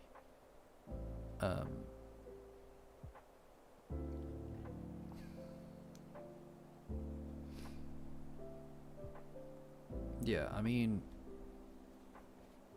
you know, like, it's I suppose it's a funny thing, because you kind of just, it's kind of just a yeah, I mean, the it's funny because, like, I have friends, obviously. Like, I mean, like, you know, I'm not completely introverted. I have some friends, right? But the responsibility and the depth and stuff that you have with I have friends, I swear. The depth that you can share with friends and stuff comes with the social expectation that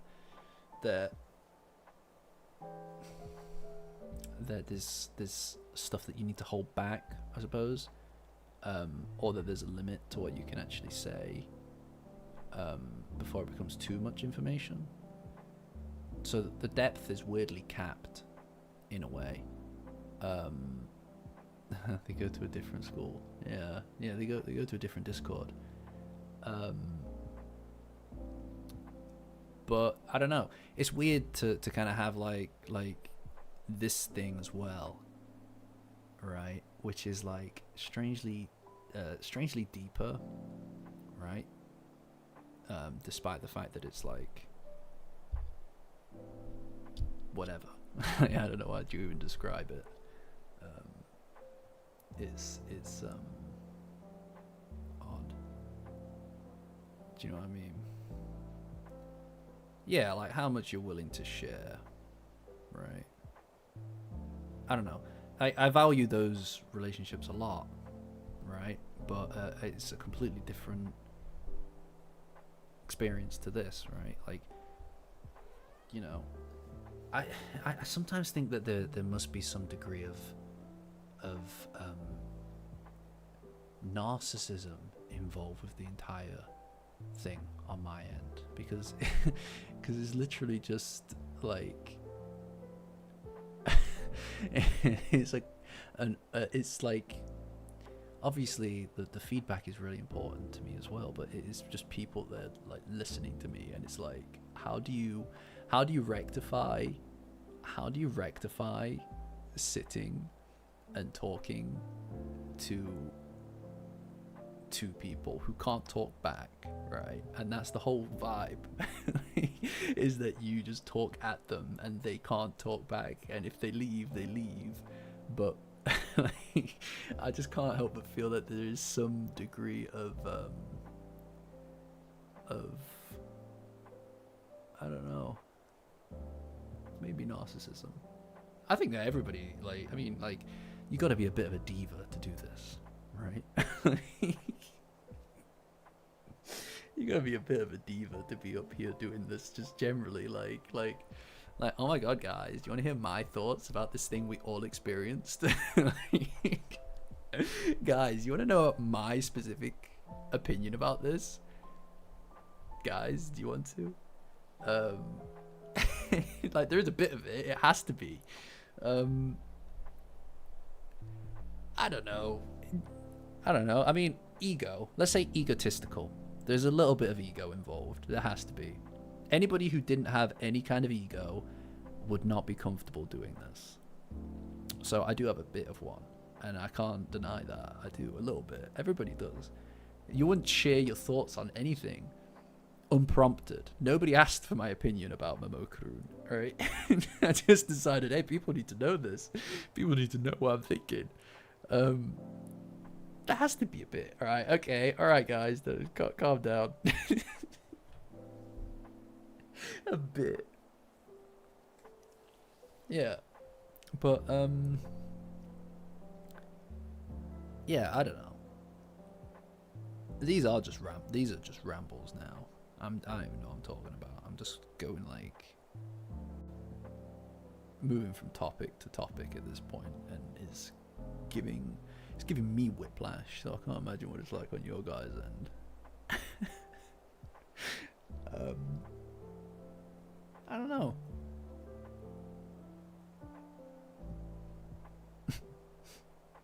Yeah, kind of like that. It's like I don't know. It's weird. Like it. All right, Natchan, have a good one.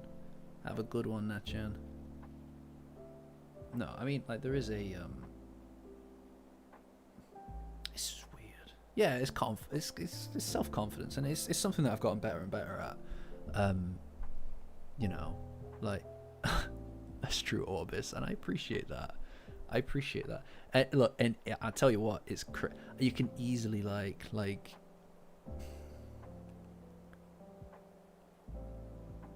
that's a good point actually, Blissy. That is a really good point. Yeah, it probably would have massively hi, hello. All right. Hiya. It probably would have impacted the way that I made it, right? Like sometimes you'll see similar topics that people are talking about online, and that would be and that's sufficient to kind of like knock your confidence about stuff. So yeah, I don't know. I guess you're right. Like, I suppose it's like the desire to kind of like make stuff, I guess, you know? Yeah, I mean, I suppose if it is narcissism, you wouldn't necessarily call it narcissism, right? Objectively speaking, that wouldn't make much sense. Yeah, look, the fact that people connect with it at all is crazy to me. I think what it is maybe not maybe a bit more of the streams, but the videos themselves, I think that may be a different thing. You're right. I don't know. I just like the idea. I think it's I've always wanted to have a thing that an outlet for ideas or what I think about stuff, and it just so happens that like analysis, I think is at times an incorrect assessment of what the content is in a way. In a lot of this is why I settled on like retold rather than analysis or character analysis or whatever, because like the video about Okurun is analysis in some, you know, overall in a macro sense it is an analysis, but the reality is that the format it takes on is just retelling a story from the perspective of the character in a way, or explaining the way that the character felt in a specific instance to enhance the feeling of it, which is why as it's gone on more and more, the content has tilted more and more towards storytelling than it has towards analysis. So I'm not sure. It's funny. I probably wouldn't have made the content if it already existed, Blissy. Now I've been thinking about it. I think you're right. I probably wouldn't have. I just yeah, I mean, it's a strange thing, isn't it? I think it's good to have a little bit of kind of self criticism and stuff, right? Like it keeps you grounded, because honestly, it's really easy to fall into the trap of thinking like, oh man, yeah, like people are paying to be part of the content. Thank you, Blissy. I'm also glad of that. It's one of the best decisions I've made. It genuinely is one of the best decisions I've made. I can't express how like I was really like deep in a different topic at the time when I started watching Dandadan. It got stuck in my monkey brain, and I felt like I needed to do something at the altar of these two characters. And it just so happens that there are a ton of people who also felt that way. You know, like, such a bizarre thing. It's just a turn of fate in a way. If you believe in that kind of thing, right? It's just funny.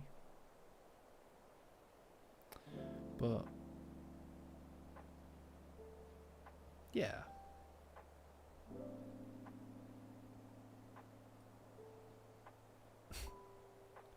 I'm glad to hear that, Goddish. I'm glad to hear that. Yeah, I mean, yeah, it's again, it's the same as how I would describe feeling about the manga when I first read it, and what it did to my brain at the time. I just try not to think. I try to intentionally not think about why or what it is that caused me to do that or to think that way, because it might as well just be magic, because I don't want to know, right? Do not want to know what the answer is to what did it, because some things are better left unexplained, I think, you know.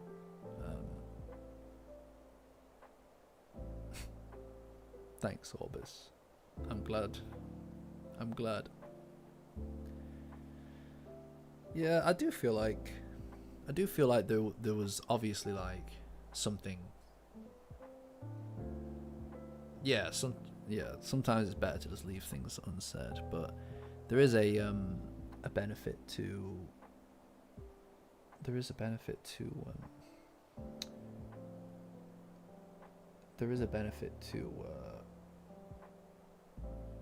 filling some kind of like spot that you don't necessarily know exists, right? You know? I'm glad, Hoops. That's the intention, my dude.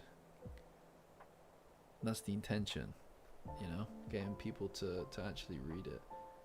You stretching at me? What are you doing? What? You meowing? Cat stretching at me. But Noodles, Don't Noodles. Man, I love that film. What is it?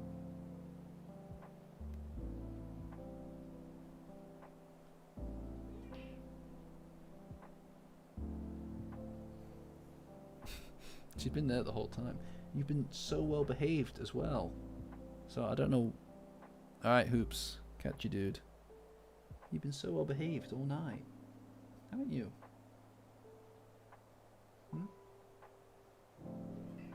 Yeah?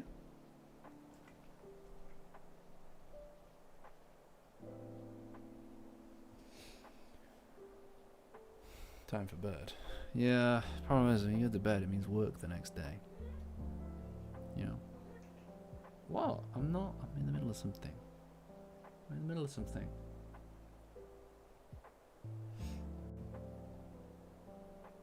Yeah, it's time to yap. Yeah, I hear you. You yap him. You've had all your food for today, so it's no more. No more. You have to wait until tomorrow now. I can give you water. That's my secret. I'm always tired. What was that? But yeah. Whilst obviously there is a requirement for shelves and stuff in here, I think that I've finally figured out how to do the backlighting in a way that doesn't completely destroy the aura of the room, right? I feel like I figured it out. Monster Club. I did drink a lot of energy drinks for a while there, but I decided to stop because they were making my brain feel like it was melting. I just drink about coffee. I was tired today. I'm always tired, guys. Come on. Oh, look, there she is.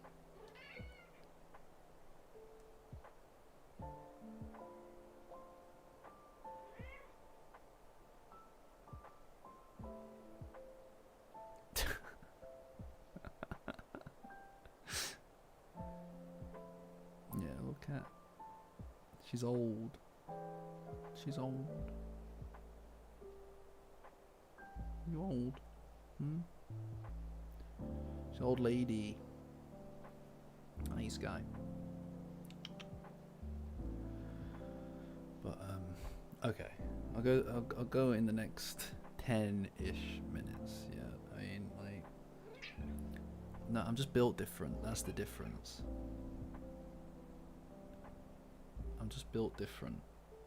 Maybe you guys can't drink boatloads of caffeine before bed and still get to sleep, but that ain't me. All right, we ain't the same. Look at her attention seeking. Okay. But don't go on my keyboard, please. What are you doing? What are you doing? I need that stuff. Hey, I actually can't move. She's on my mouse right now. I know, right in the microphone, by the way.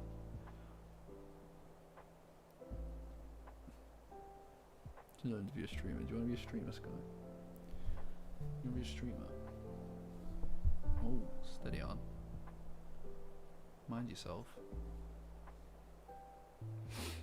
But, yeah, I don't remember what we're talking about. What are we talking about? Yeah. Yes. Anyway, it's good to be able to just talk into the void, I suppose is my general point. For this, no, she's not having a channel. You're not having a channel. You don't have a channel, Sky, because you don't have thoughts about anything. She doesn't have thoughts about anything. She's a vacant mind. You know? But, yeah. I mean, it's good. It's good to just kind of like, to just kind of talk. Why is this Raya business? No. No. I'm gonna punish Raya next stream in the tier list. You'll be punished for the way that you people are acting. I don't have to do that. I don't have to do that, but you guys are forcing my hand. You know? Yeah. Well, it's not on me. It's not my fault that this is your new bag. Why? Oh my God. Fine. Look, I'll think about it. Best I can do. Best I can do is I'll think about it. You know, I've got plans, right? I've got plans for next week. All right, get yourself ready for that, guys. I've got some plans for next week's stream. Okay, it's gonna be very good.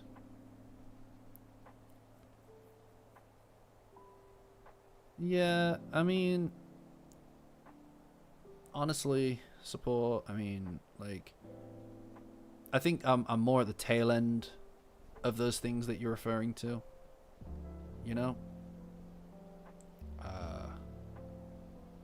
You know, you just kind of come to terms with stuff, and it just shifts the way that you think about things. You know? So I'm, you know, it's one of those situations where it's like, how would you describe it? It's like you're not fine, but you're gonna be fine, kind of thing, you know? Does that make sense? It's kind of one of those situations, but that's life, isn't it? You know, best you can hope for is that you're fine. Yeah, maybe. maybe tolerant. I just think it's like everything's like an arc, right? Like, and it's kind of like, well, at a certain point you've just got to, things happen, then you just process them, and then once you've processed them, you've kind of got to get used to it, and you get used to it, and then you're just fine again. At the moment, they're processed for the most part. Now I'm just in the kind of like, you know, figuring it out kind of thing. You know? There's probably a lot of different things, but I'm good. I'm good. This is the generally speaking, this is the best that I felt in ages. All right, so it's, take that as you will, right? I feel pretty good overall these days. A lot of it's down to the channel, you know. So, do you know what I mean? I'm absolutely no. Do not call her in the cinema. I'm begging you not to call her in the cinema. Get on the go like walk the streets of Vancouver until the date of the release. You know? I'm not calling you from the cinema, no way. Ain't gonna be me. Then you don't have the will necessary. Then you don't have the will necessary to earn it. I'm sorry, you don't.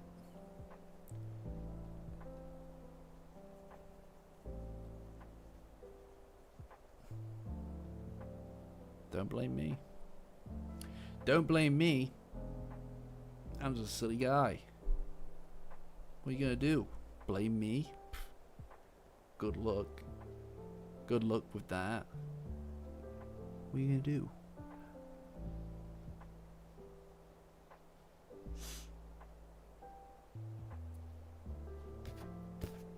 You're getting hair everywhere. Hairy feline beast. But anyway, guys, we're on a hiatus now, so yeah, it's time for bed. 5 minutes and I'll go to bed. We're on a hiatus now. So next week we've got the tier list, and oh my god, $279 Canadian dollars. I appreciate that. I appreciate your dedication to the craft. I do. Absolutely not. Absolutely not, though. I'm not doing it. Oh yeah, we've got the Crunchyroll Award streams. Although I do find that a lot of those are just popularity contests, as proven by the way that we all went on and immediately started pressing Dandadan stuff. What else? We've got the forums coming to the Discord, which is great for people who are particularly involved in Discord discourse. Oh, what? Really? I didn't know that, Sarah. Alright. Alright, I'll be on that. Oh, hell yeah. Yeah, see, this is the situation that I'm not risking. This is the situation I'm not risking, is being kicked out of the cinema for trying to call you. I'm not doing it. Also, I'm gonna be honest, I kind of hate the idea of sitting like this, you know? I kind of, in my mind, there's a perfect situation, right? And this is like, I can already picture it, like how I'm gonna be, right? Like we got those tickets way sooner than we needed to, because we got a complete pick. We got complete pick of where to go. I'll tell you what, it's gonna be crazy. It's gonna be crazy good, you know. It also means that Nachan and Blissy have to be my friends until at least after that, because it would be so awkward to sit next to each other having somehow ruined our relationship, right? The three of us ruined our relationship, having to sit next to each other, completely so awkward, just like, you know. So that's pretty good. That's pretty good. We're all stuck with each other. That's pretty fun. You know, could you imagine? Also they've got what, those weird ice creams and stuff. Those weird ice creams down there at the same time. So who knows? Who knows? Sharing the love seat together. No, not the love seat. It always comes back to the love seat, doesn't it? You have to go to Birmingham for that experience, guys. I'm afraid. That'd be really awkward, wouldn't it? That'd be the worst. Everybody's there, being forced to do the Moe Moe tri-beam together. Couldn't be me.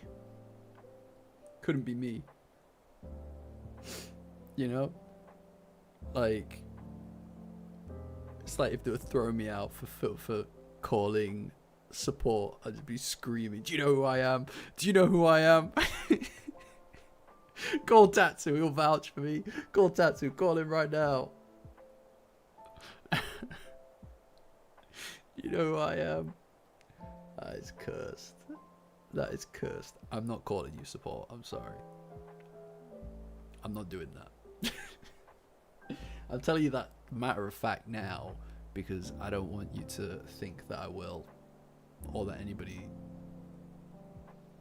Oh yeah, Gumi said that she was going to do it, didn't she? What is it? You want out? Alright, I'll let you out.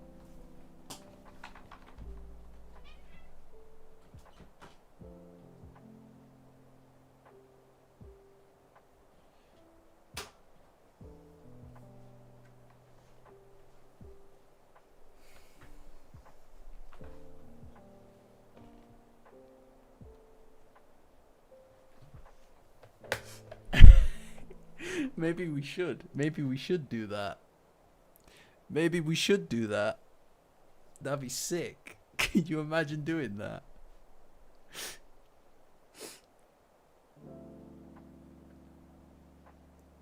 It's yeah. It's kind of perfect. It's kind of perfect. And then we can get it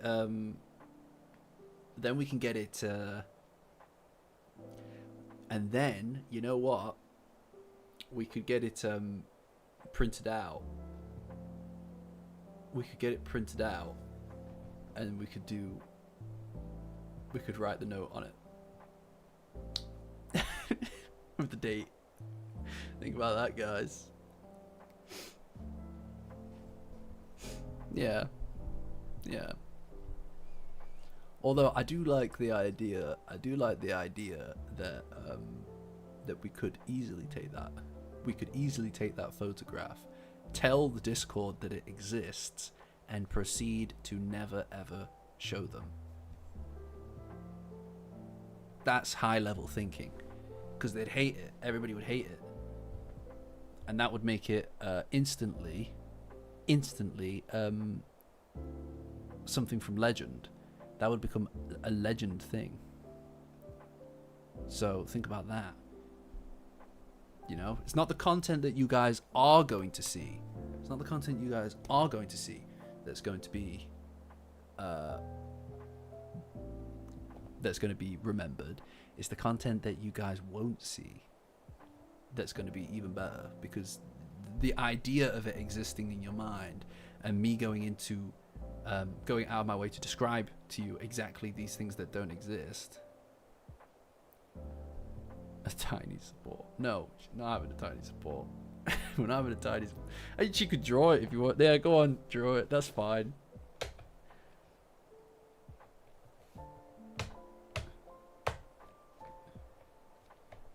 Yeah, that's it. The notes you don't play. Yeah, I like that. You know? So who knows? You know? Gotta do some funny stuff though. That's crazy, by the way.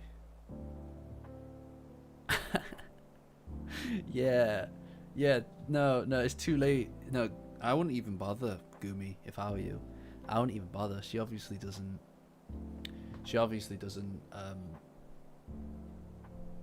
Do you know what I mean? Like, she's obviously just pretty hurtful. I wouldn't even bother. You know what would be better? You should call me instead. Having already seen it, I would also be able to appreciate it more.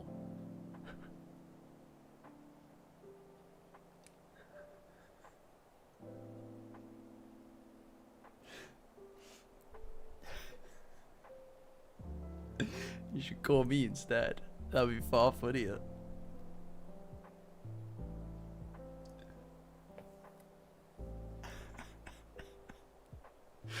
Don't do that. Don't do that. That would actually upset her a lot. I don't think she'd forgive me for that. I've done a lot, but I think that would be too far. I can't. That would hurt her. That would hurt her too much. I can't do that. That's too cruel. It'd be very funny though. The idea of it is very funny. The idea of it is very funny. Yeah, I know. I've had very little opportunity to sow chaos, right? But it's important to do it. It's important to do it. Two, dual wielding them, just, you know. Wow. Remember this. Remember that she said this. By the way, guys. Take it or leave it. I take it if I were you. No, because then we might get caught in the splash damage.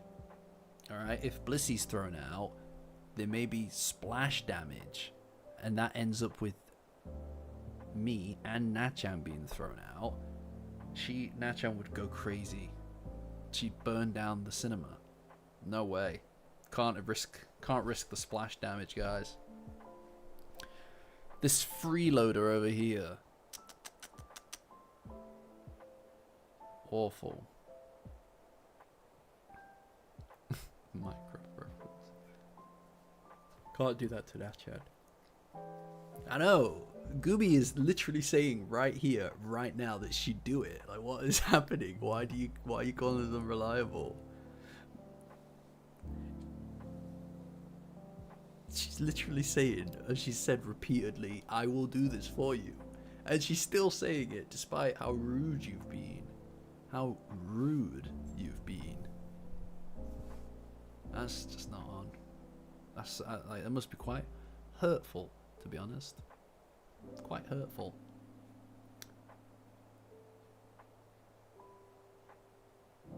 Wait.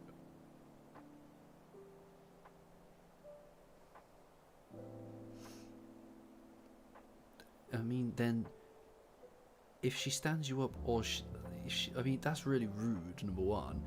Number two, if she stands you up, then you're just not seeing the film anyway. Like, the alternative is that you just don't see the film anyway. How rude. I don't know why you put up with it, Gumi. I wouldn't even bother if I were you. The offer should just be off the table. Just take the offer off the table. That's what I think. She ain't respecting you. She ain't respecting you. That's the problem. And I think that's awful. I think that's dreadful. Yeah.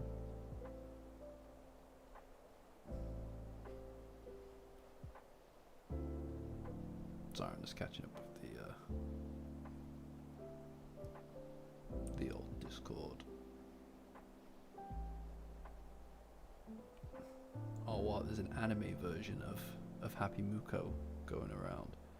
Hell yeah. Oh my god.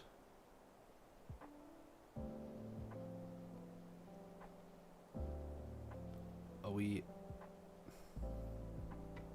This is my stream, I'll do what I like. Are we... See this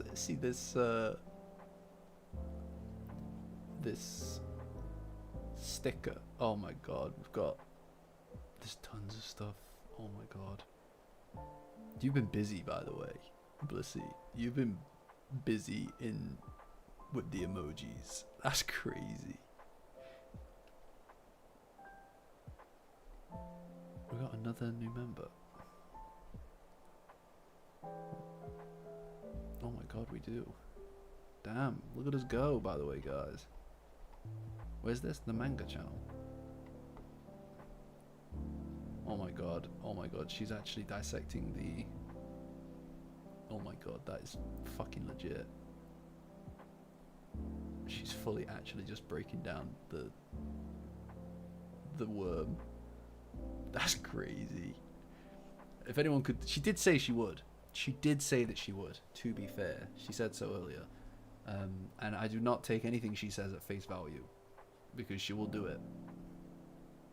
Do you dare me to do this? And then does it. She won't be stopped. I respect that. She's serious.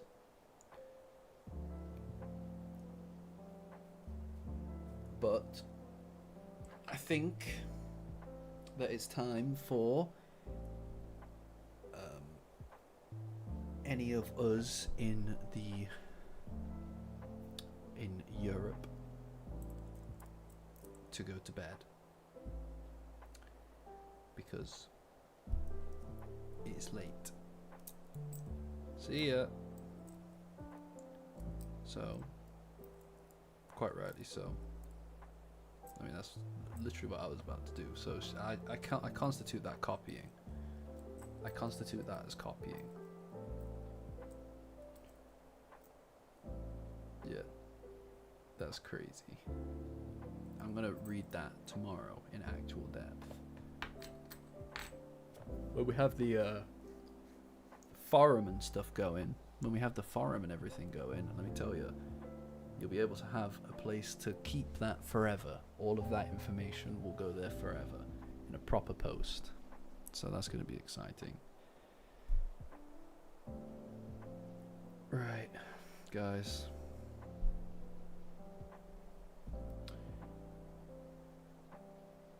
Okay, I'm going to go because it's nearly 20 past 1. There's the two things you're known for. Those are the two things you're known for. Alright, guys. Cool. Well, I'll catch you on the Discord tomorrow. But otherwise, thanks for joining, guys. This has been a pretty fucking successful stream, if I do say so myself. So I'm going to go.